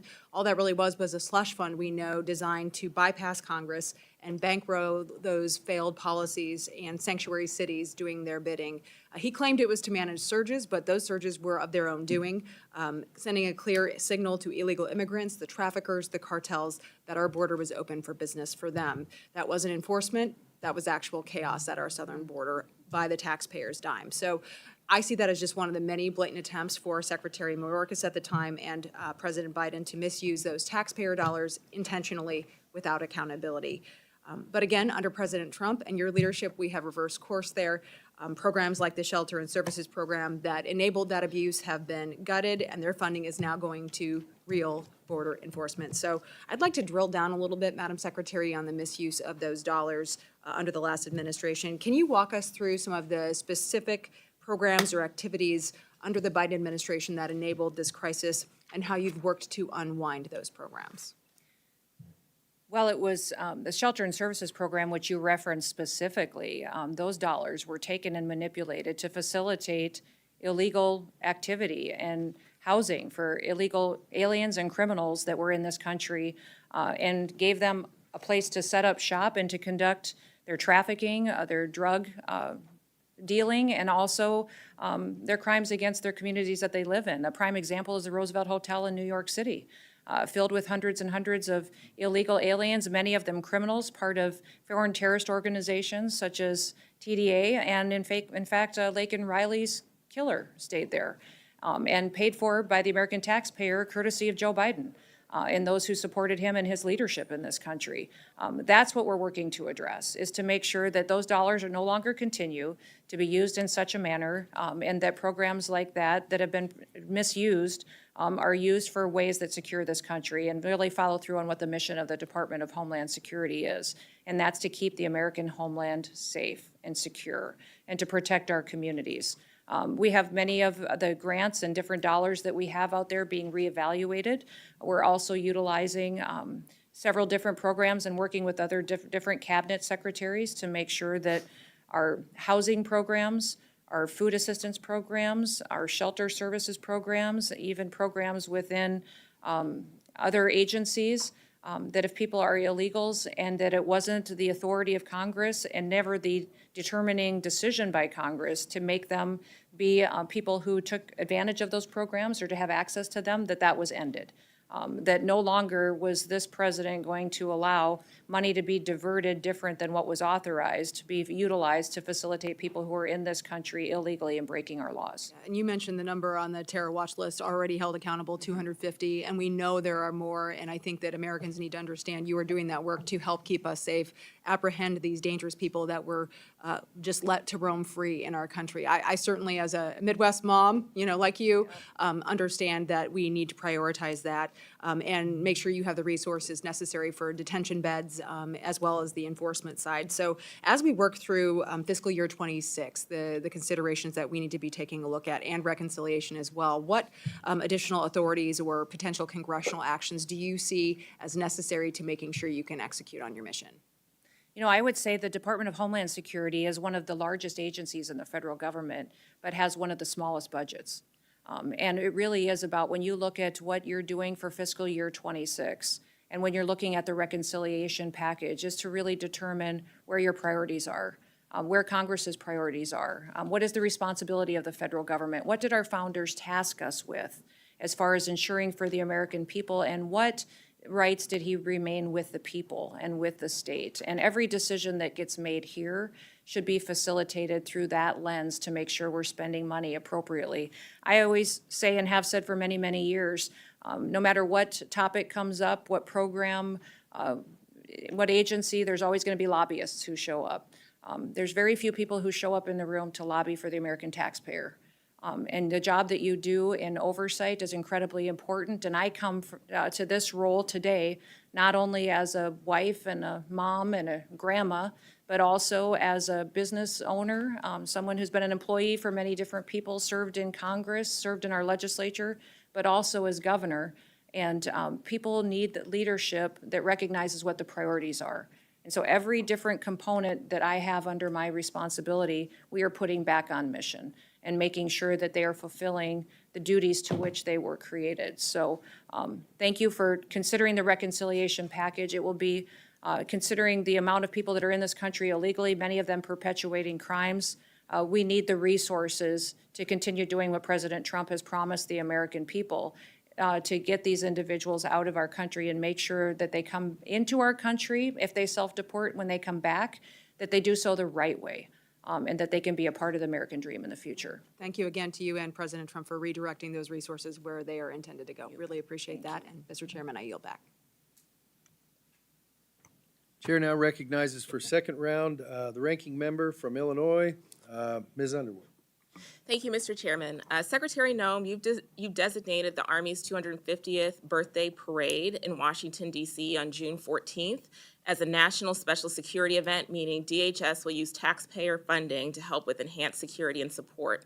June 14th is also President Trump's 79th birthday. At the same time that this administration is canceling critical cybersecurity and disaster recovery funding under the guise of so-called waste and abuse, it's being publicly reported that this event will involve a full military presence crossing the Potomac from the Pentagon to Constitution Avenue. We recently received your fiscal year 2025 spend plans for the Secret Service, but the costs for this event were not included. What do you estimate you'll be spending on this, and how do you plan to pay for it? I can get those details and get back to you. I don't have them with me today, but I will certainly take that as a follow-up to your question. Okay. Do you plan to designate NSSEs for the birthdays of other branches of our armed services that do not share their birthday with the president, but also happen to be celebrating their 250th anniversaries in 2025? I will look and work with the administration and with the different departments and agencies to identify what would be appropriate for all of those, and we'll continue to keep you updated on that as well. Now I want to focus on CISA for a moment. America is under constant and growing threat from cyber criminals and foreign adversaries, as we're still seeing with Salt Typhoon. Last week you said we should, quote, just wait for the president's grand cyber plan. But you have not waited to erode the department's cyber defense capabilities by removing resources and personnel from CISA and other components. Meanwhile, bad actors are burrowing further into the critical infrastructure of this country.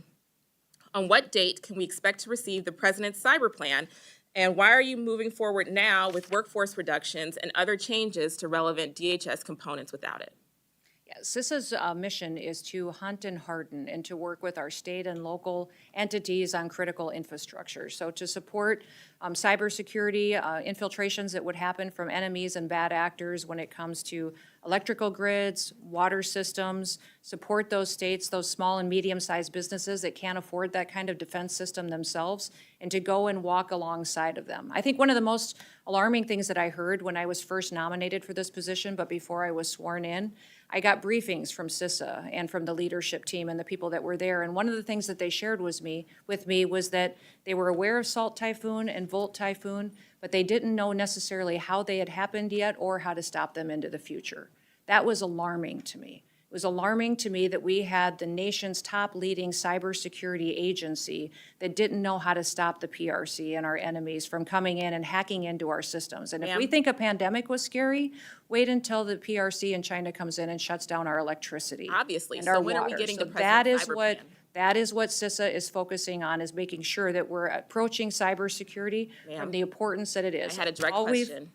Yes. Do you know when the president's cyber plan will be released? It will be coming out shortly, and that is the president's prerogative. Okay. I have been Thank you. advising him on what Thank that you. will look like. and Despite the when growing exactly we'll cyber get it. threats, your budget cuts nearly $500 million, $500 million from the main agency charged with protecting our federal networks and so much more. So if you are so outraged by the threat of the PRC and our federal networks, why are you cutting $500 million? When you recently spoke at the RSA conference, you said that we needed to put CISA, quote, back on mission. But let's be clear, that mission is designated for you.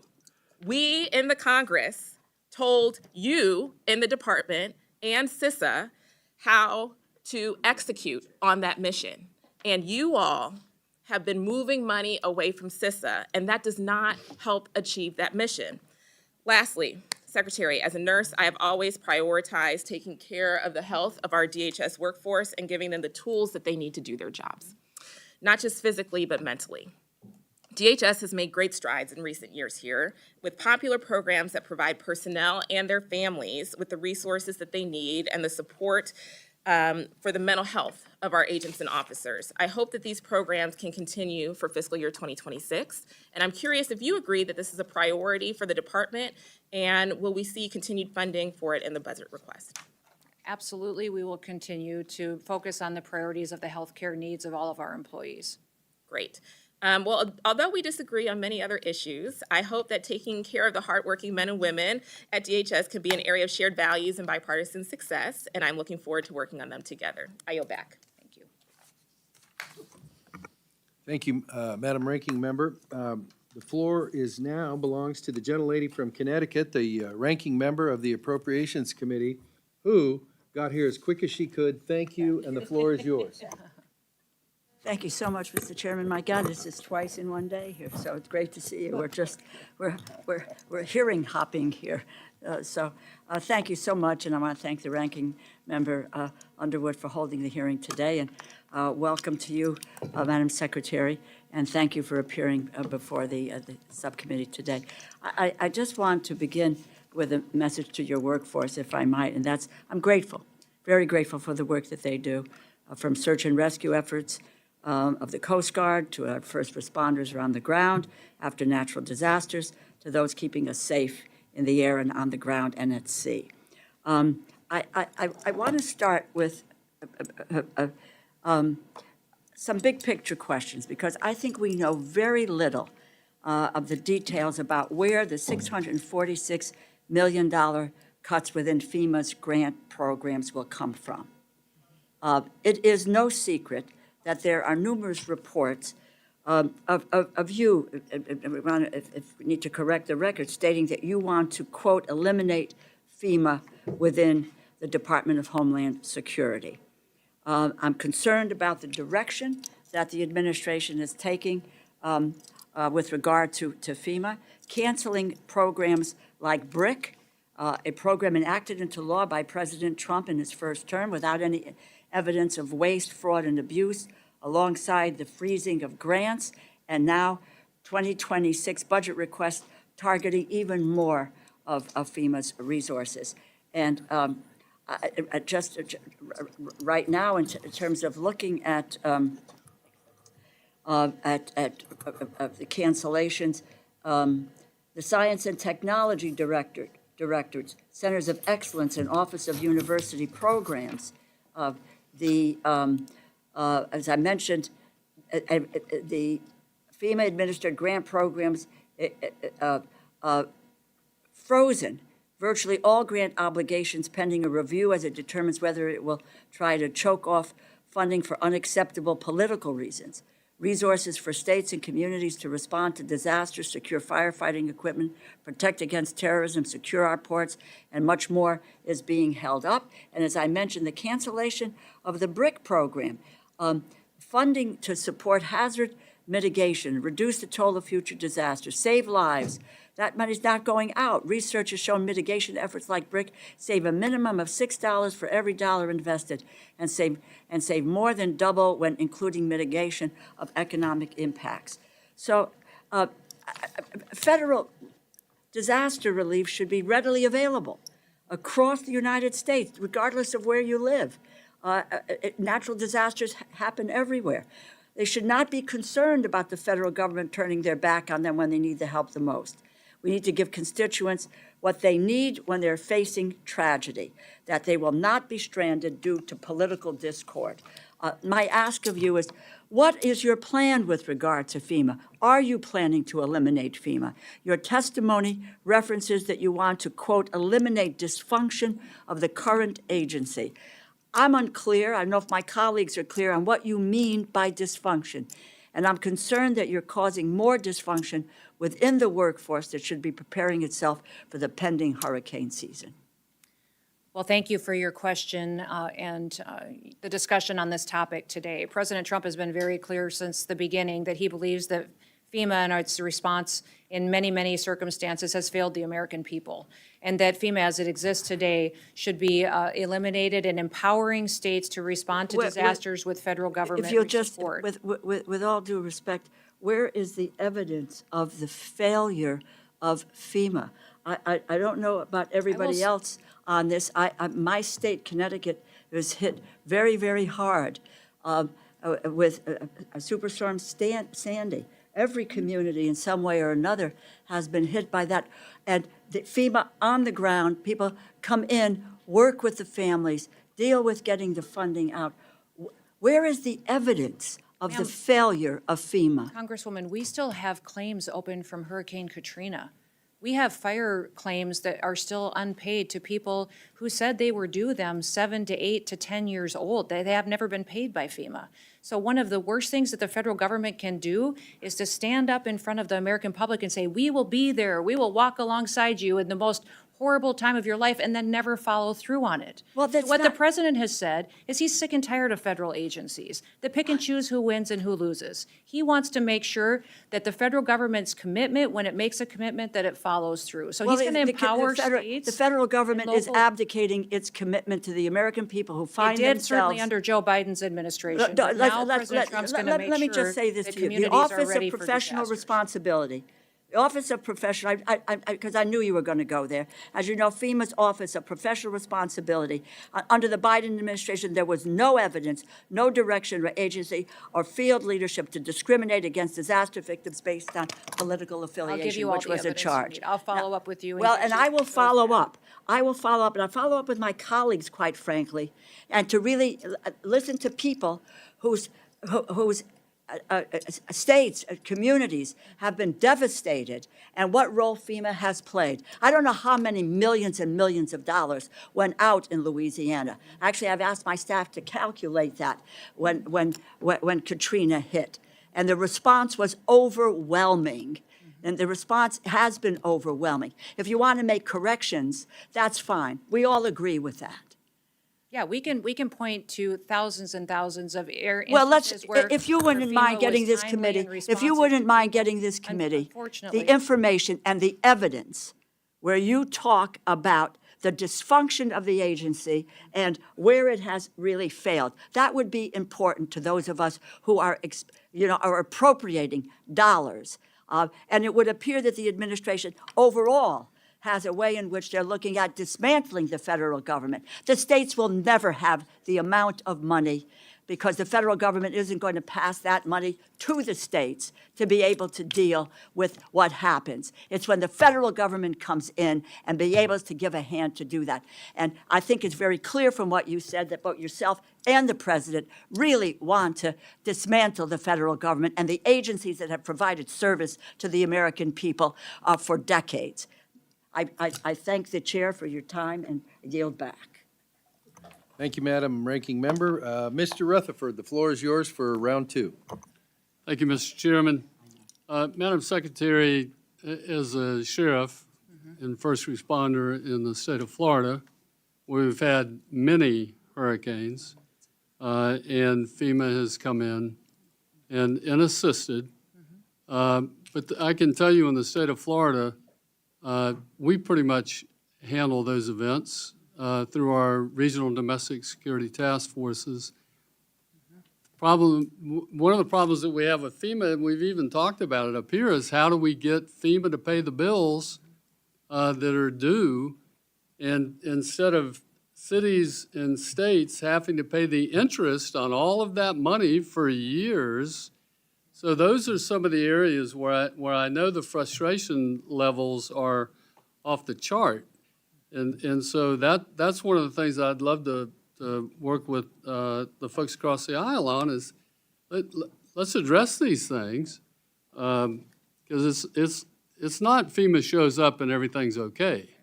It's quite the contrary, actually. So, but I do want to ask about this. In your written statement, you mentioned the designation, the administration's designation of the 6 cartels and 2 transnationals as terrorist organizations. And, these FTOs, foreign terrorist organizations, that designation is critically important. And I know a lot of discussion has been had about CISA, but can you talk just a little bit about, to put some minds at ease, I think, how is it that this designation,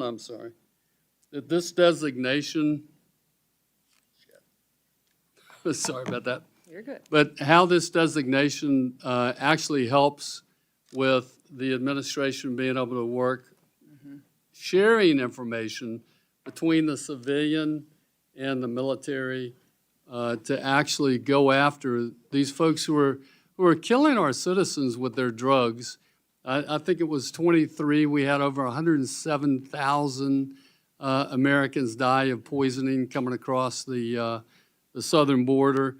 They're also looking to weaponize drones to be used against our law enforcement officers at the southern border. They're the ones helping to finance all of this, or were financing all this mass migration.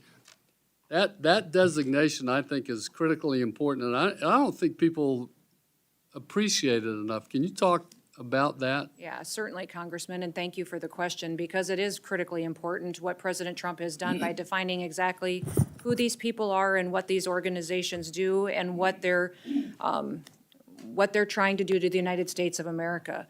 By designating these gangs and cartel members as foreign terrorist organizations, it allows us in a new way to partner law enforcement activities and consequences in partnership with other cabinet areas within the federal government, including the Department of Defense, all military branches underneath that, as well coordination, sharing of information, and how a whole of government approach to how we conduct enforcement operations. It also gives us an opportunity to access background information, criminal records that we need and that we can share internationally as well. And clearly, when you look at the cartels and their activity, their partnership and their facilitation of other countries and their software, their technology to launder money for the Chinese, the PRC businesses that are out there that are seeking to destroy the United States of America, that partnership that they have built over the years and the sophistication to which they operate, we have to be prepared for. We have to recognize what they are, what level they're at, how they're continuing to recruit members and affiliates, and how more and more dangerous they get to be the longer that they operate in the United States without consequences. So that partnership that we have with the Department of Defense, our military and all branches, but then also bringing all of the authorities of the President of the United States to the table to go after these criminal organizations, really recognizes them for what they are. They are terrorists. They are perpetuating terror and fear in our communities, and we have to make sure that we take them out now. Yeah, they're not just drug organizations. Correct. anymore. Correct. Thank They you are very laundering much, money, Madam. trafficking individuals, killing our children. And I've said this for many years about China. China doesn't just steal our IP, manipulate their currency, build up their military to someday have a conflict with the United States of America. They're systematically killing our next generation of Americans. They're Killed over using a 60,000 just with poison, fentanyl. yes, to So- infiltrate our country and to kill off our young Thank you very Americans, much. knowing it weakens us far into the future. Thank you, Madam Secretary, and I yield back, Mr. Chairman. Thank you, Mr. Rutherford. Mr. Cuellar, floor is yours for 5 minutes for a second round. Thank you, Mr. Chairman. Madam Secretary, let me go back to the basics of what I think are needed. We talked about Carrizo Cane River roads, but there's also, in the middle of the river, there are islands. And I got them in the Laredo area, I got them in the Stark County, I don't know if my colleagues have. The bad guys will come in and use those islands and then jump over. We've talked to the International Boundary Water Commission and our Border Patrol folks. That's one area that we ought to focus on to get rid of those islands, and it'd be better for the flow so the river water can go down there to other places. So islands is in the middle of the island, of the areas. The other thing is buoys. Actually, years ago, I brought it up to Border Patrol, but I said, as long as you talk to the International Boundary Water Commission, so it can be okay. I know the state of Texas had one, but it was like a quarter of a mile, and the river is 1,200 miles, so it's like a stamp in the middle of a football field. So we got to look at areas that they will be necessary if we use that, but as long as the International Boundary Water Commission is involved. Retirement, I'll go back to the retirement. It's another committee that's looking at this retirement, but there will be, to be exact, 2,325 Border Patrol agents that will be eligible to retire this year. They're looking at that change, depending what they do, the other committee. We could lose a lot of folks by the end of the year, so we gotta make sure that the other committees are working with you. I would say also that you said that recruitment is up 50%, but we gotta close the deal. That is actually hire the Border Patrol agents, and one of the big problems is the polygraph. The polygraph exam is the biggest problem to hiring Border Patrol agents on that, and we can follow up on that particular issue. Port technology, not only in between, but at the ports, 86% of the people that are caught at checkpoints and at the ports of entry are not illegals. They're actually U.S. citizens, according to the U.S. Sentencing Commission. So we got to put the technology also at the port of entries so we can move legitimate trade and commerce. Playing defense on the 20-yard line, I've been talking about this, and I think y'all are doing some of that. I'd rather play defense on the 20-yard line with Mexico, Guatemala, and the other places than our 1-yard line. There is language that we have proposed, but without due respect, the prior administration was not interested in this, but there's language that can give you certain authorities where you can play more on the 20-yard line, which is, again, because the more people we stop over there, less people will come to our border itself. Technology, I know that we've talked about technology, but the drone threat is very real. In fact, just to let you know, a couple of weeks ago, a Border Patrol drone in the Laredo sector was taken down by the cartel operators, which means that cartels now have technology that can take down law enforcement drones. And they do the surveillance. They know what we're doing. And by the time we get through our procurement process to get our drones, years are going. They don't have any procurement rules. They just go to Best Buy and buy all the Best Buys, and they just use off-the-shelf things. So, I hope we can look at that technology also. The other thing is, again, and I'm sorry, I've been communicating with the Border Patrol unions on this, that the dead zones that we talked about, it is a real problem. It is a real problem. There are areas where they can't even talk and communicate, so those dead zones are very important. Finally, I think it was brought up, the infrastructure. Let's not forget about the basic infrastructure, and I'm talking about checkpoints, Eagle Pass, Freer, Laredo, and I know we've already put $15 million they're doing a design in the Laredo one. That checkpoint, because Laredo's the largest inland port, but if that checkpoint was a port of entry, it would be the 4th largest port in the whole country. The reason we had a problem where some migrants died on those trailers is because Border Patrol will look, and if the lines are a mile long, they will just wave them, and the bad guys have an idea where to put them. So they wave that trailer with the migrants that died in San Antonio. So checkpoints like Mr. Gonzalez has mentioned, the basic stuff is very, very important. Finally, I'll close up with a border wall. On the border wall, again, I think you said where appropriate, which is important. Mm-hmm. The state of Texas, I've always said, don't condemn, but maybe if you look at the possibility of leasing, the state of Texas put it in the law, don't condemn land, but you go ahead and you ease them. And now there are landowners that preempted the federal government because the state will lease out and not condemn itself on that. So I can go on a border wall for a long time, but keep in mind that the largest, and I'll close with this point, the largest amount of people that got here before this last flow were visa overstays. And by the way, the biggest violator was Canada, not asking for a wall with Canada, but it was visa overstays, especially from Canada. So we just got to look at data-driven solutions and look forward to working with you. Absolutely. Thank you, Congressman. Thank you. Thank you, Mr. Chairman. Gentleman from Washington State, Mr. Newhouse, the floor is yours.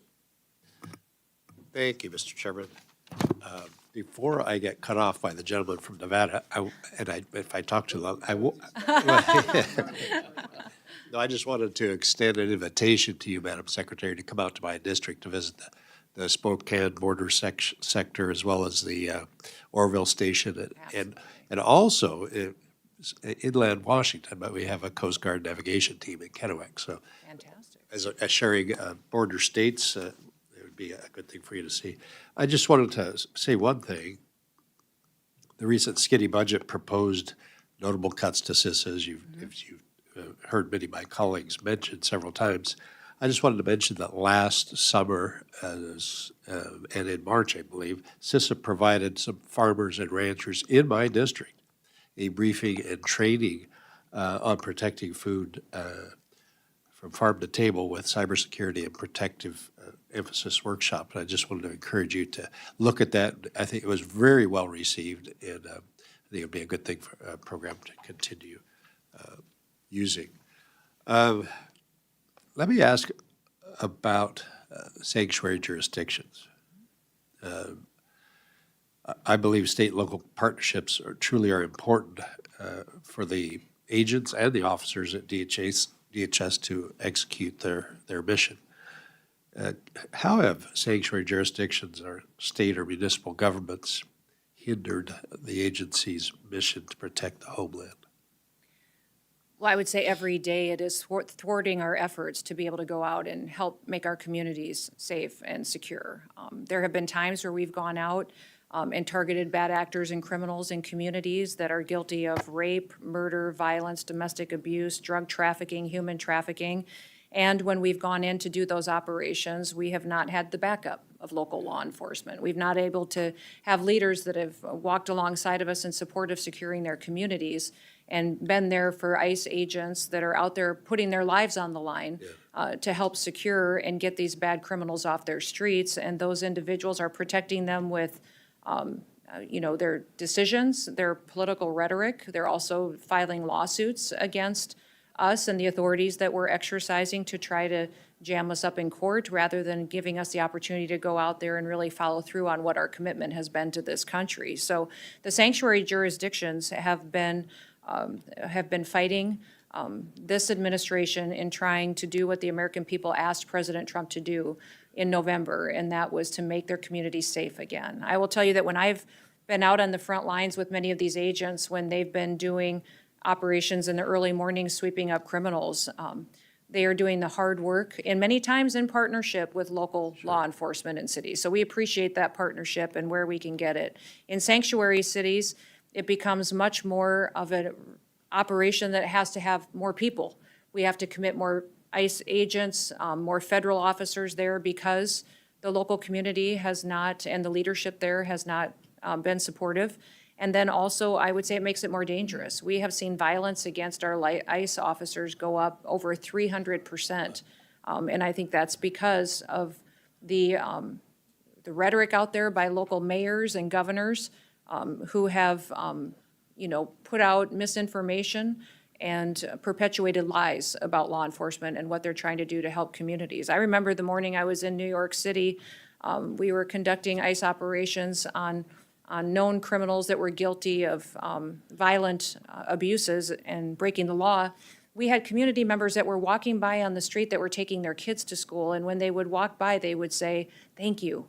Thank you for being here." That says Yet a their lot. leadership Says a lot. was not there to support and back up our operations. So I would ask people in these communities to challenge their mayors, challenge their governors to come to the table and to help us, because I don't know of anybody who wanted to raise their kids in a community that was filled with criminals, where it wasn't safe to go out at night and where they couldn't walk their kids to school and not have to worry about if they were going to get there safely. Thank you. I'm going to switch topics really quick in the short amount of time we have left. Tariffs. Yes. We both come from agricultural states. I fully recognize the importance of tariffs to help level the playing field and provide a fair opportunity for our producers to compete on world market. But I also remember in 2018, retaliatory tariffs on agricultural products, which felt the brunt of those efforts.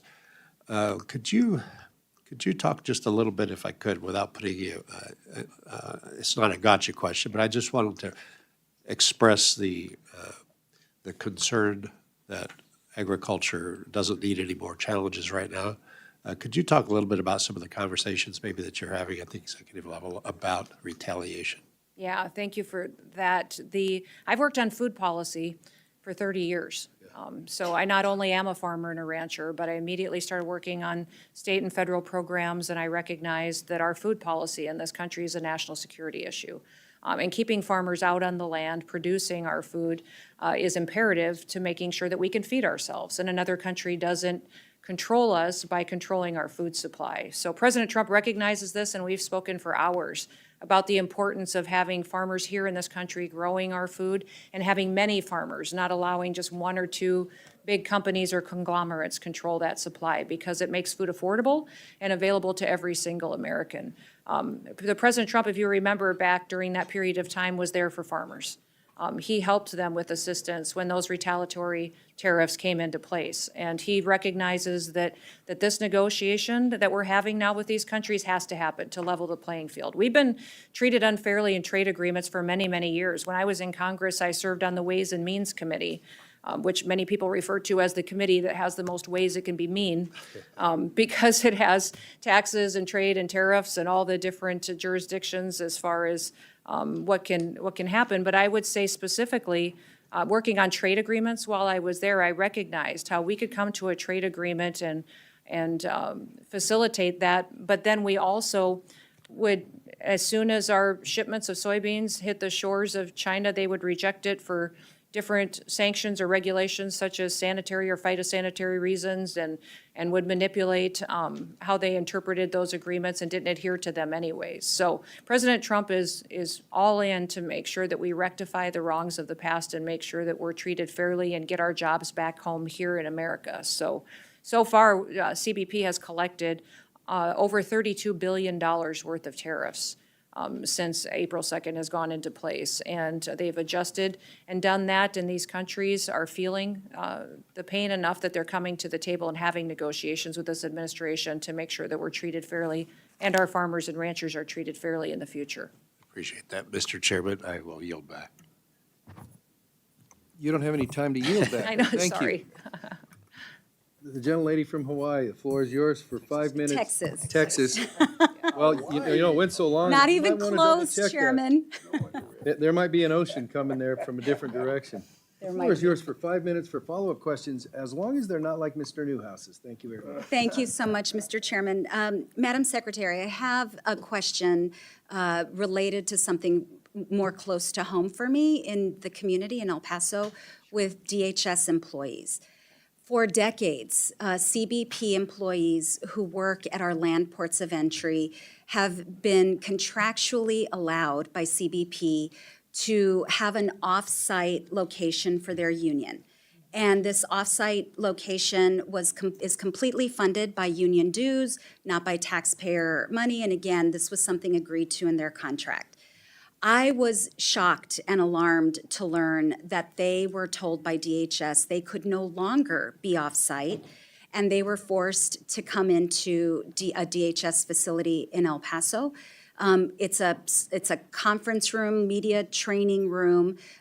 So that part of their contract, that longstanding agreement, was violated in my eyes. Are you aware of this at all? I have heard about it, but I don't know the details of that agreement, so I can follow up with you and get that back to you.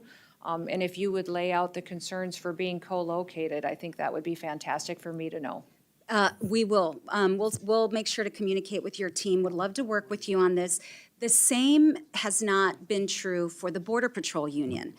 So there's disparate treatment, and additionally, just to very quickly lay out why it's important for union members to be able to speak to their union leaders in private, and being located in a small conference room, media training room, offers no privacy. There are other issues, but I look forward to working with you on that. I do know that, the difference in the two unions is important, and I'll look into how those were interpreted. And I also know that the one union is located under the Treasury Union as well, and that defines some requirements and for how it's regulated and set out going forward. So I'll see if that is the determining factor on why there was a difference in how the locations were determined. And I would ask, Madam Secretary, that you please allow the El Paso Union to continue to be housed off-site. It is their preference, doesn't impact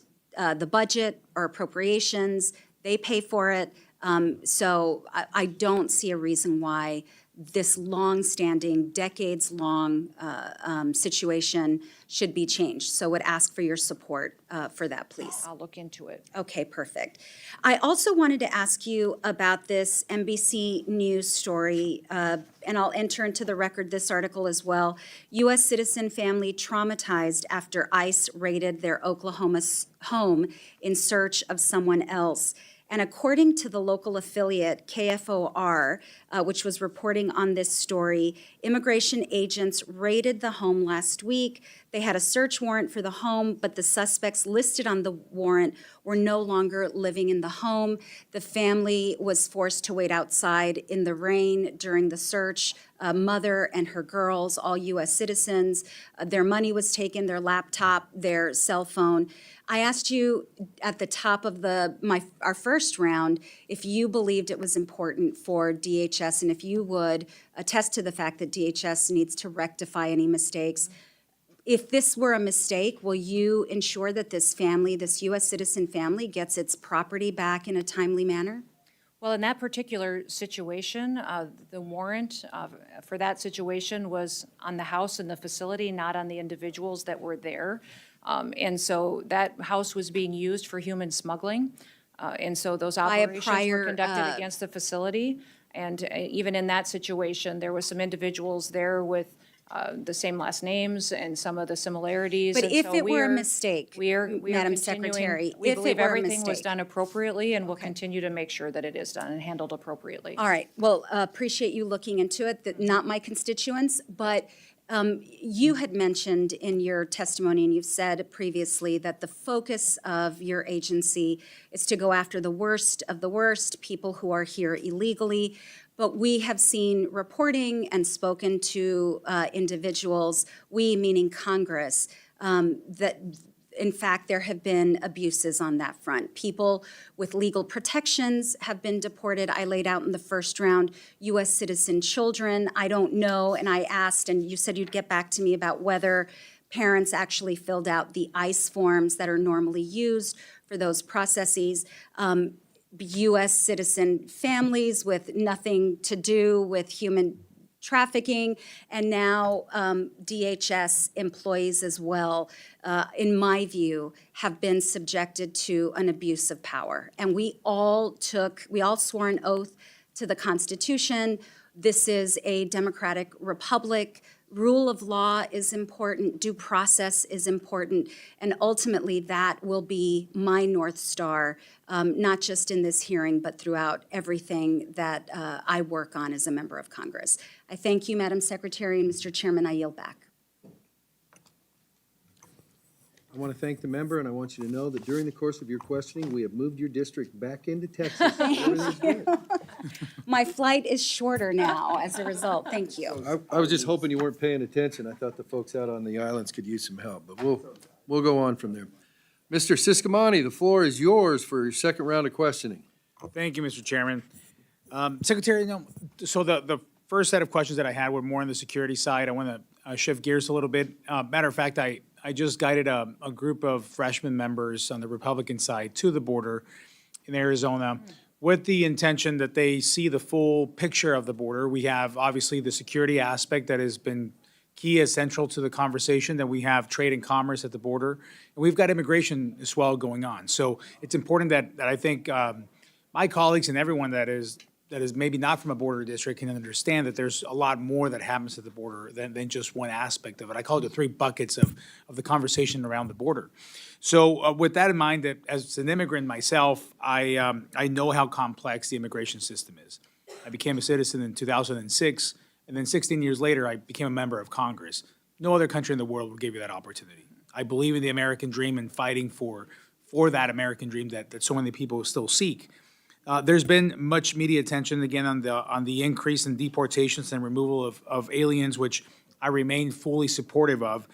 That being said, I think we should also be highlighting and incentivizing those who are going through the process legally and those that are seeking to come to the country through the legal channels, and make that process less burdensome in order to disincentivize the use of cartels and bad actors. In my family's experience, it took us 13 years from the moment we came into the U.S. to the moment we became U.S. citizens, there have to be some improvements around these guidelines. So can you speak on how your budget request will facilitate easier legal pathways for potential immigrants? Yeah, absolutely. And you've correctly identified part of the problem that we've had in this country for many, many years is that it takes far too long for a person to legally come through our immigration process and to become a U.S. citizen. And that needs to be fixed, and that was broken when I was here on the Hill, and it was broken when I was governor, and I still see as the Department of Homeland Security Secretary that needs an issue that needs to be solved. We need to make sure that we're getting more immigration judges. I've been having conversations with our Attorney General, Pam Bondi, and with the Department of Justice on what we can do to get more judges to the table so that we can process not just backlogged claims, but illegal applications to come to this country as well, and then more immigration courts. So when you look at not just the fiscal year 26 request, but also reconciliation dollars, it is to address the needs that we have to address the invasion, secure the border, to make sure that our ICE officers have enough backup, help, equipment, and tools going forward to make sure that we're addressing what has happened here criminally and illegally, but also addressing within our other agencies what we can do to make sure that we're processing those legal applications and getting that taken care of. President Trump is determined to do that, and we have that addressed in the budget request from the different cabinet secretaries and agencies to make sure we have the resources to start getting after that backlog. Excellent, excellent. You know, on the same topic of when we look at immigration and we look at workforce as well, those are very much attached. I just had Secretary Lori Chavez Dreamer in Tucson yesterday. We visited different sites that work on this. We spoke at length about the need for more robust workforce programs and ways to ensure that workforce needs meet our communities' needs. Still, the utmost constant thing I hear from industry of what they need is workforce. Can you speak to any plans the administration has to create additional avenues to meet these through immigration, potentially? So you're talking about meeting workforce needs? As far as through visas and green cards? You know, I would say that the president recognizes the value in what we've had in programs in the past, but also recognized how they've been misused. And how Congress many times lays their prerogative on how many are authorized, how many are directed through law, that the Secretary has the latitude to issue, and will continue to work with you to find solutions that really meet the needs that we have in this country.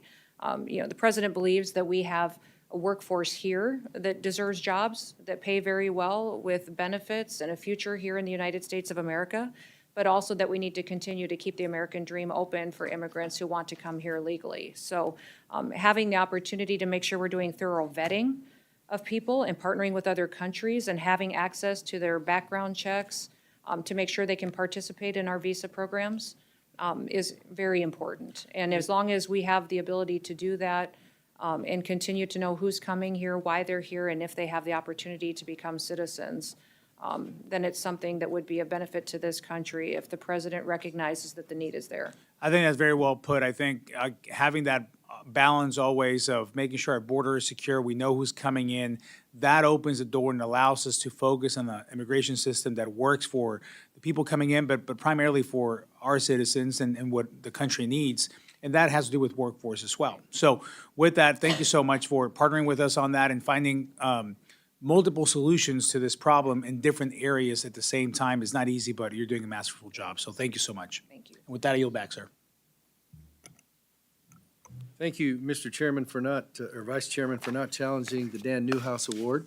And now I'd like to recognize the gentleman from, oh, she's gone, from Texas. Mr. Gonzalez, the floor is yours for a second round.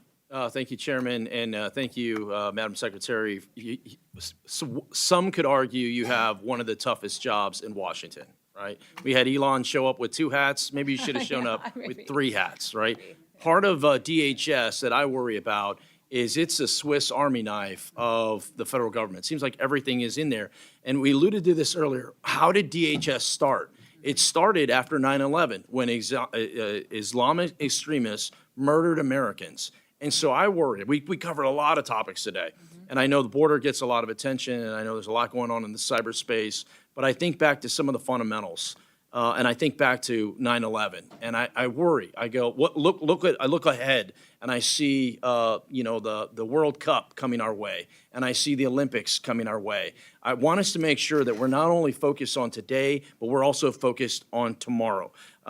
Please keep that at the forefront of it. At the end of the day, right now we're feeding tomahawks to Houthis every day in Yemen, and it reminds me a whole lot of pre-9/11, right? I spent 5 years in Iraq and Afghanistan. No one knew about al-Qaeda. No one knew where Afghanistan was on a map. It's very eerily similar, and the American people are really counting on you to make sure we're safe.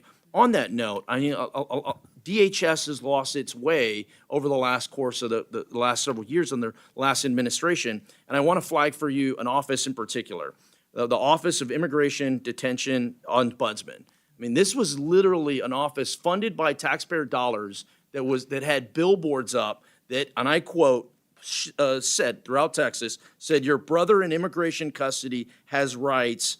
We're here to help." I mean, it's complete nonsense. And once again, where are our taxpayer dollars going? So as you're off to a very fast start, much appreciated. But as you're going through these and you're tackling these different, please look at that program. Yeah. I know in our fiscal year 25 budget, we zeroed that out, but unfortunately, we couldn't get that over the finish line. So I'd ask for you to really take a look at that. Congressman, we have looked at that already. We have recognized the abuses that happened, and many times that office was perpetuated on suing themselves and coming up with ways to cost the taxpayer more and more money. So we've put them back to what the size that they should be and addressed how it was misused and abused, and will continue to do so into the future to make sure that that isn't weaponized against the American people in the future. Thank you for that. And I also want to thank you for something that is working. These HSI-led task forces work. You've seen it all throughout the country. It's how do we pool our resources? This isn't a federal issue. It isn't a state issue. It isn't a local issue. It's all of us. We're all in on this together. And in my experience, those task forces really work. So when it comes to funding, when it comes to legislation, once again, please, if you would, they're working. I'm hearing it from constituents all over the country. My good friend Juan Ciscomani, I know it's working in Arizona. It's certainly working in Texas. And then the other thing I want to mention is Stone Garden funding. Once again, this is something, it's an area that I believe is a force multiplier. It gives funding to our local law enforcement that are acting in the immigration space. This works. One of the issues that I see is sometimes it's a little too stringent. It's a little too, it almost like the federal government is discouraging local law enforcement from being involved. Maybe that's something we can tackle together. I'd love to hear your ideas, not now, but as you work through things on how we can, once again, make sure that our programs are working for the American people, not against us. I agree. Yeah, I think that'd be fantastic. I've heard it's a highly effective program, and if there's ways to get more participants and streamline it, I'd love to hear your ideas. Thank you, Secretary, and Chairman, I yield back my minute of time. Thank you. Thank you for being a leader. The chair now recognizes the ranking member of the entire committee with an excellent sense of patience. The gentlelady from Connecticut, the floor is yours. Thank you so much, Mr. Chairman and Ranking Member. Madam Secretary, earlier this year, the administration unveiled a thinly veiled propaganda ad about border security. This is about $200 million paid for by American taxpayers, I might add. And the ads are supposedly about border security, but honestly, if you see the ad, it's like a political ad, and all of us know what political ads look like. Even the conservative Cato Institute says the ads are a perfect example of wasteful government spending that DOJ should cut. I also might add that, and this is a direct quote, and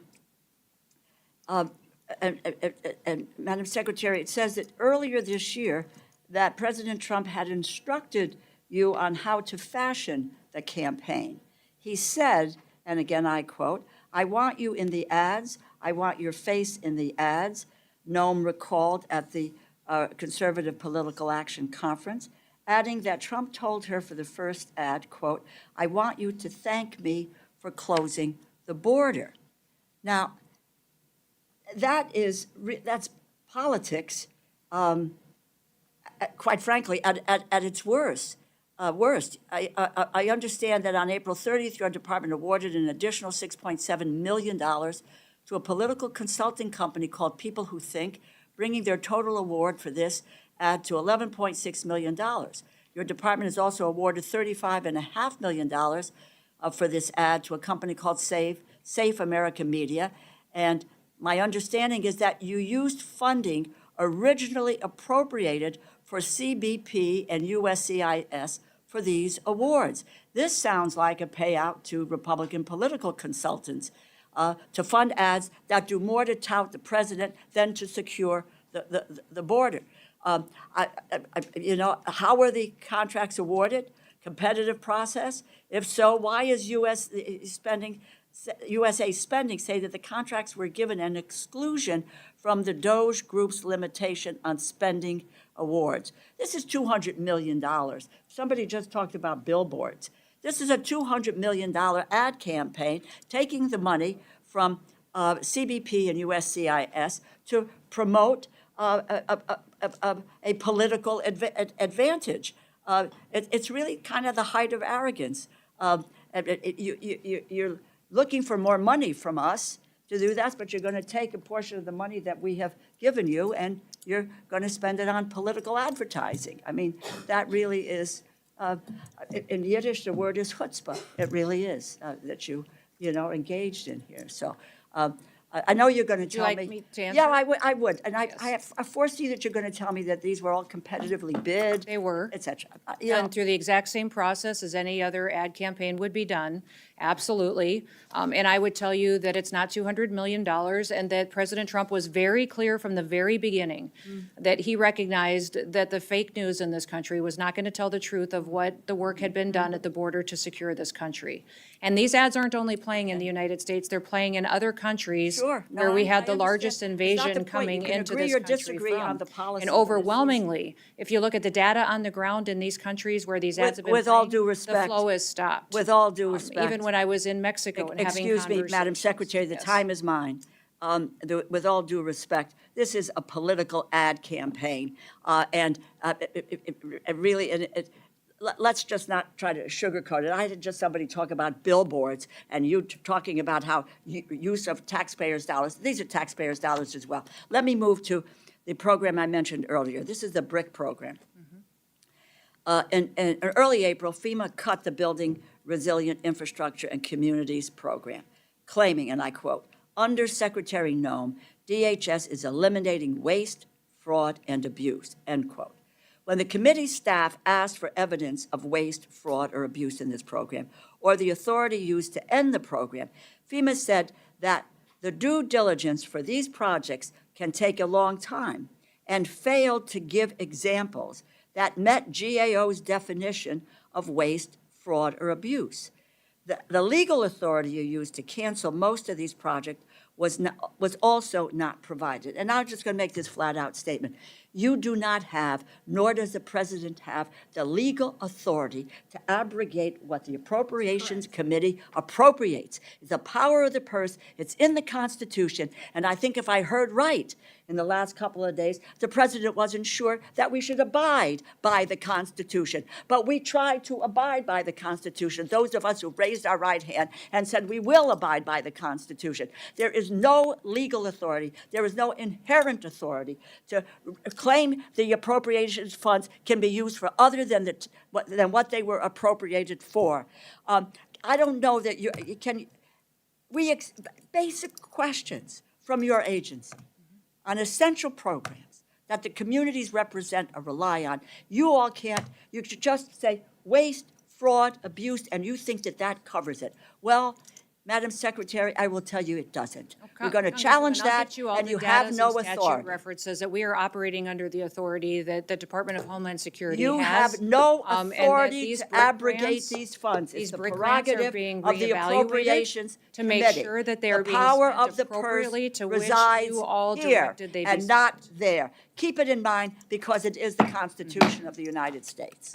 Thank you. Very familiar I'm with. happy to have this conversation take place off the clock, but now we're going to move to the gentleman from the Magnolia State for your second round of questioning. Thank you, Mr. Chairman. Ms. Noem, I want to let you know what a refreshing hearing this has been. To have someone who comes before this committee who's plain spoken, who has a desire to secure the border, a desire to enforce the law, to have someone in your position who's willing to get out from behind a desk, to leave Washington, to go there and be there on the front lines with the men and women who serve. I just want to thank you for not being the typical bureaucrat who routinely would come before this committee time and time again under the Biden-Harris administration, who really had no idea because they had not been down there serving and alongside the men and women who were serving. So thank you for your leadership, and thank you for being plain spoken, and thank you for what you stand for. As we continue to secure the border, and as we see those numbers continue to hold, I believe at some point the DHS will be able to reallocate resources to the interior. That once those allocations or those resources have been reallocated, that we'll see those numbers of interior enforcement, we'll see those numbers increase. And one of the things that we have to do as we are contemplating this appropriations package for next year is we have to figure out the number of detention beds. And I know that the detention beds have been something of a contention with the previous administration. They always came in with an extremely low number of detention beds, knowing that Republicans then would always plus up that number to make sure that we had the number necessary. And so I guess my question, as we're looking at putting next year's budget together, and as we're looking at funding detention beds, what is the number of detention beds that you feel, Madam Secretary, that you are going to need going forward? The president has been clear from the beginning with his advisors in the White House on Homeland Security that we need much more capacity in detention beds in the country. We have upwards to 50,000 people that are in detention centers today that are moving out of the country, moving to go home to their countries, that we're negotiating and working on travel documents and repatriation with.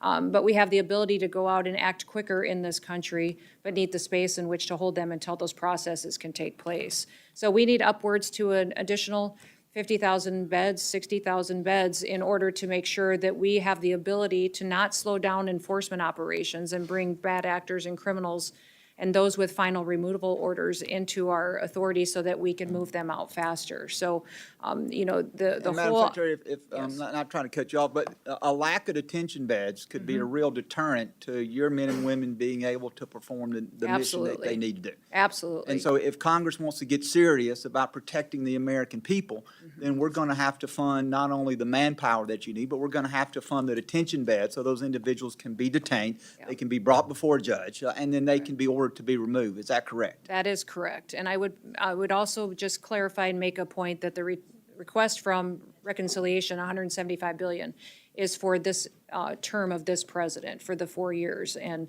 you see in the numbers that were released by OMB this last week that the $43 billion that would be the increase into this budget is from the reconciliation, 1/4% of what that total would be. And want to switch gears in my last minute and a half and talk about DHS Centers for Excellence. I know that those are where DHS partners with academic institutions really across the nation. Some of those institutions include Texas A&M, my alma mater, Mississippi State University, the University of Nebraska, Arizona State. And I know as DHS is seeking to kind of realign mission areas, I've seen that there's consideration of either reducing funding or in some cases cutting the Centers for Excellence. I want you to know that while I am want to make sure that I'm a great steward of taxpayer money, particularly at the center at Mississippi State. I've been there firsthand. I've seen the great work that they've done on unmanned aerial systems. I believe that they are an incredible return on our investment. But I would like to just ask you very quickly, as if you could share a little bit about how the department plans to invest in these critical research functions that I think are important to the mission of DHS. Yes, and that's the evaluation that's happening. And 2 of those have already been reevaluated in Nebraska and Alaska, and we will continue to do that with the rest of the allocations that go to centers of excellence throughout the country. But we have to look at how these dollars are being spent to align with a mission that is the Department of Homeland Security. cybersecurity, terrorism defense, building out and hardening our systems to protect our national security. So that's what's undergoing now in your state, and we will continue to evaluate that and stay in communication with you. Thank you, Madam Secretary, and I yield back. You know, for a guy from the Magnolia State, you had a hard time getting into schools in Mississippi, I guess, huh? You named every school in the nation except Mississippi State or something like that, but that's not the purpose of this hearing. The gentlelady from Iowa is recognized for your second round of questions. Thank you, Mr. Chairman. Thank you again for your patience, Madam Secretary. And we know, obviously, states like mine, Iowa and South Dakota, are not necessarily border states, but certainly every state did become a border state under the previous administration with that chaos we saw. And the consequences of that porous border really reach far beyond the Rio Grande River there, the deadly fentanyl coming into our communities, the adversaries taking advantage and exploiting our immigration system. And so that's what I kind of want to touch on is the adversaries and what they were able to do, specifically China.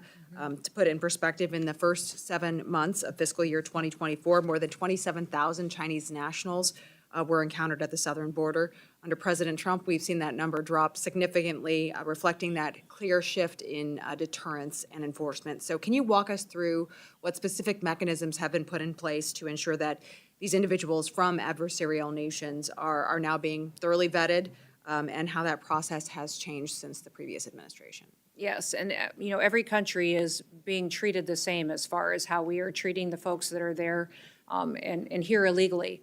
People that came into this country from China and from other countries are all being vetted and their background checks being gone through. And I would say some of the reasons that we've had to reevaluate some of the programs that were abused under the Biden administration is because countries weren't participating with us. They weren't sharing their information. One of the things I've challenged Canada with in a lot of the discussions that we've had over recent months was they weren't taking their own citizens back home that were here in this country illegally, and they weren't sharing all of the criminal background checks of individuals who were in our country illegally. They weren't telling us who they were or what they had done, if they had human smuggling in their background or crimes. And so that was some of the access that we were asking them for. We were grateful that they addressed, for instance, designating a fentanyl czar and doing, but that information sharing is critically important. And we do not have that kind of partnership with China. We didn't just see Chinese nationals infiltrate our country over the southern border. They're coming over the northern border as well. And we see needs on the Great Lakes region and people coming in. It's easy to access Canada, and once they do, then they drop down into our vulnerable areas. So we have continued to maintain resources and strengthen them at the northern border as well.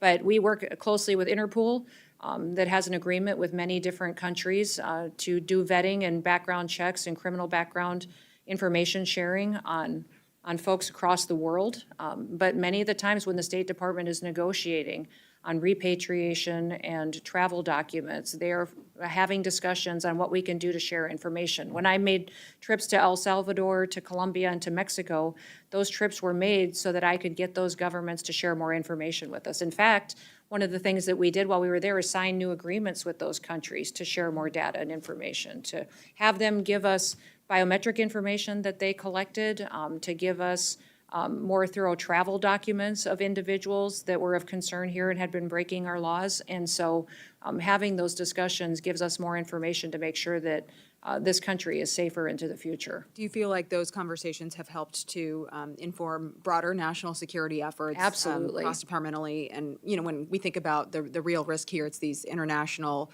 transnational criminal gangs, the cartels, state-sponsored networks.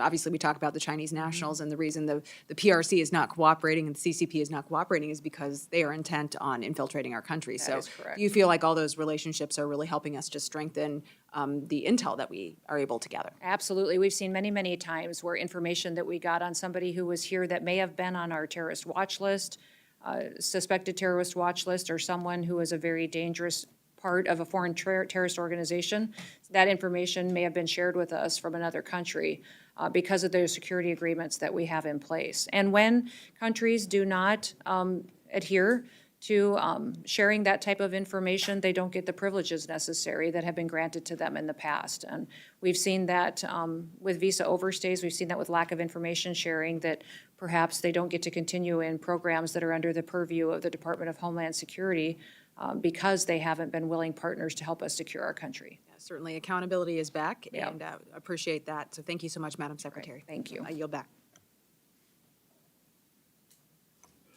Thank you. Madam Secretary, you've been kind of a marathon runner. It's 12:30, and I have endured all these questions along with you. Good. And so now I'm not going to be a hypocrite and ask a bunch, but I am going to highlight a couple things since you have a bunch of your staff here. Because we're kind of at the going forward place. And so information, as you've just alluded to in terms of international stuff, is important here as well. Several people have talked about the BRIC program in FEMA. And what I think is missing in the evaluation is, your initial reaction is, okay, so a bunch of stuff got canceled. And so it's like, okay, why? And it's like, listen, if there was an analysis done and it was like, hey, this flunked it, it was whatever, the answer that we don't want is, well, and I'm not saying you guys did it, but it's like, hey, we ran an algorithm or OMB did something or whatever, and it got canceled. So it's like, well, then tell us who at OMB so we can go to them and say, we'd like to know why you did that, which I think is a legitimate thing. So what I think I'm going to do is, instead of saying, the hard question, and well, you'd commit to do a case-by-case review, it's like you guys got other stuff to do than a case-by-case. What I'm thinking about doing, and the committee members that are still here, thank you for, is to say, listen, each member, you got 3 things you want an answer, a specific answer for, give them to us to transmit on, and they'll do that analysis. Great. So that's my thought on that.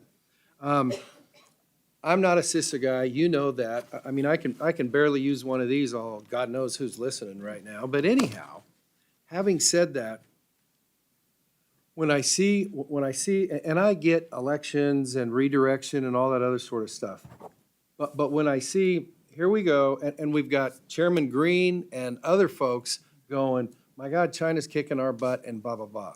And it's like, well, we did this many through, not that you did, but anyhow, this many retired, this many got this many got that. And then I look at the skinny budgets, like, by the way, we're taking more. And I think somebody got into it. It's like, what is the plan? So when, and you've been there long enough, you know, it's when somebody goes, hey, you guys presided over cutting $500 million in CISA to do other stuff. What was that based on?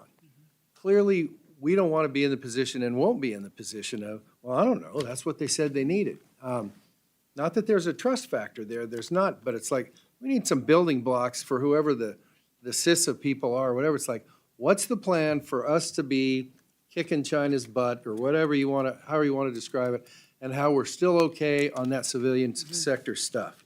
And by the way, that's stuff we need, because when it comes to markup for this committee to transmit it on to the bigger committee, I mean, we need solid ground for that sort of stuff.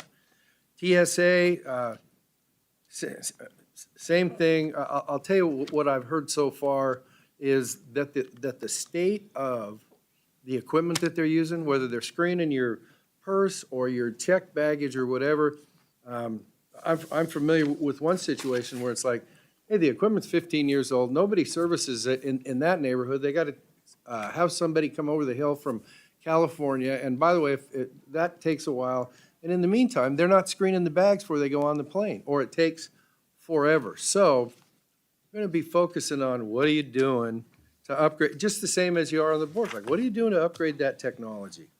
And the last thing I've got before we get to thank you, Jesus, closing statement, the last thing is, and we've got around the edge of it, when we talk about ICE operational tempo, I can't tell you how often or how quick it's going to take me to get Amadei from apprehended through whatever the process is and on a plane going back to where he belongs.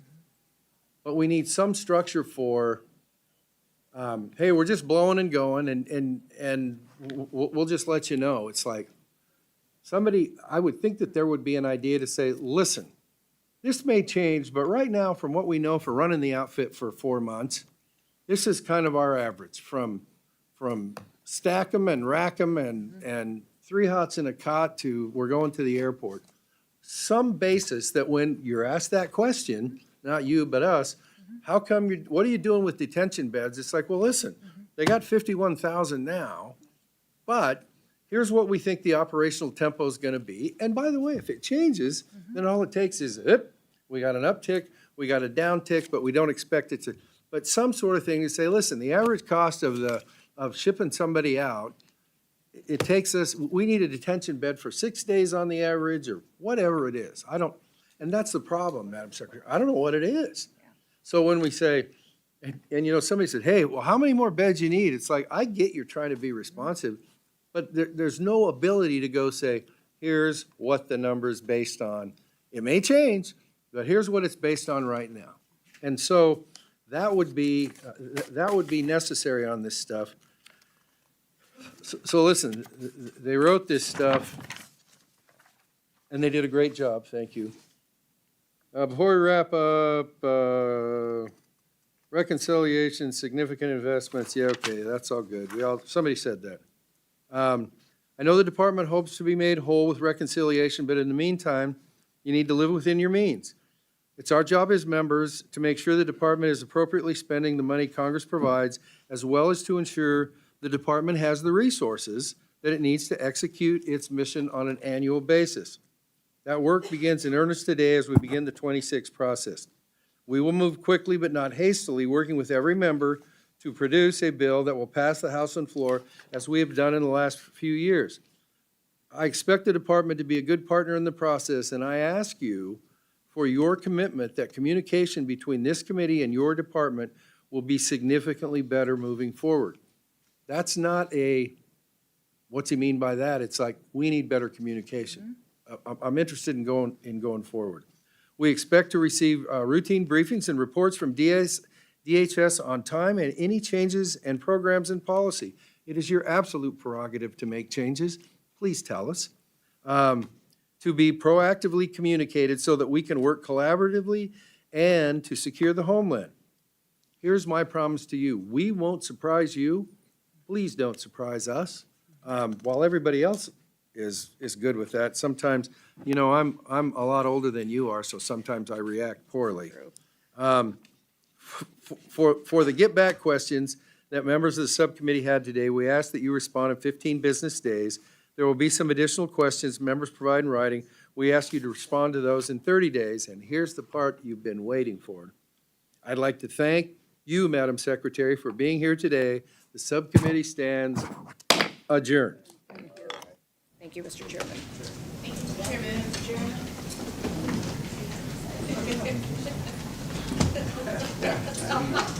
There's nothing personal. If it was, it would have been even better.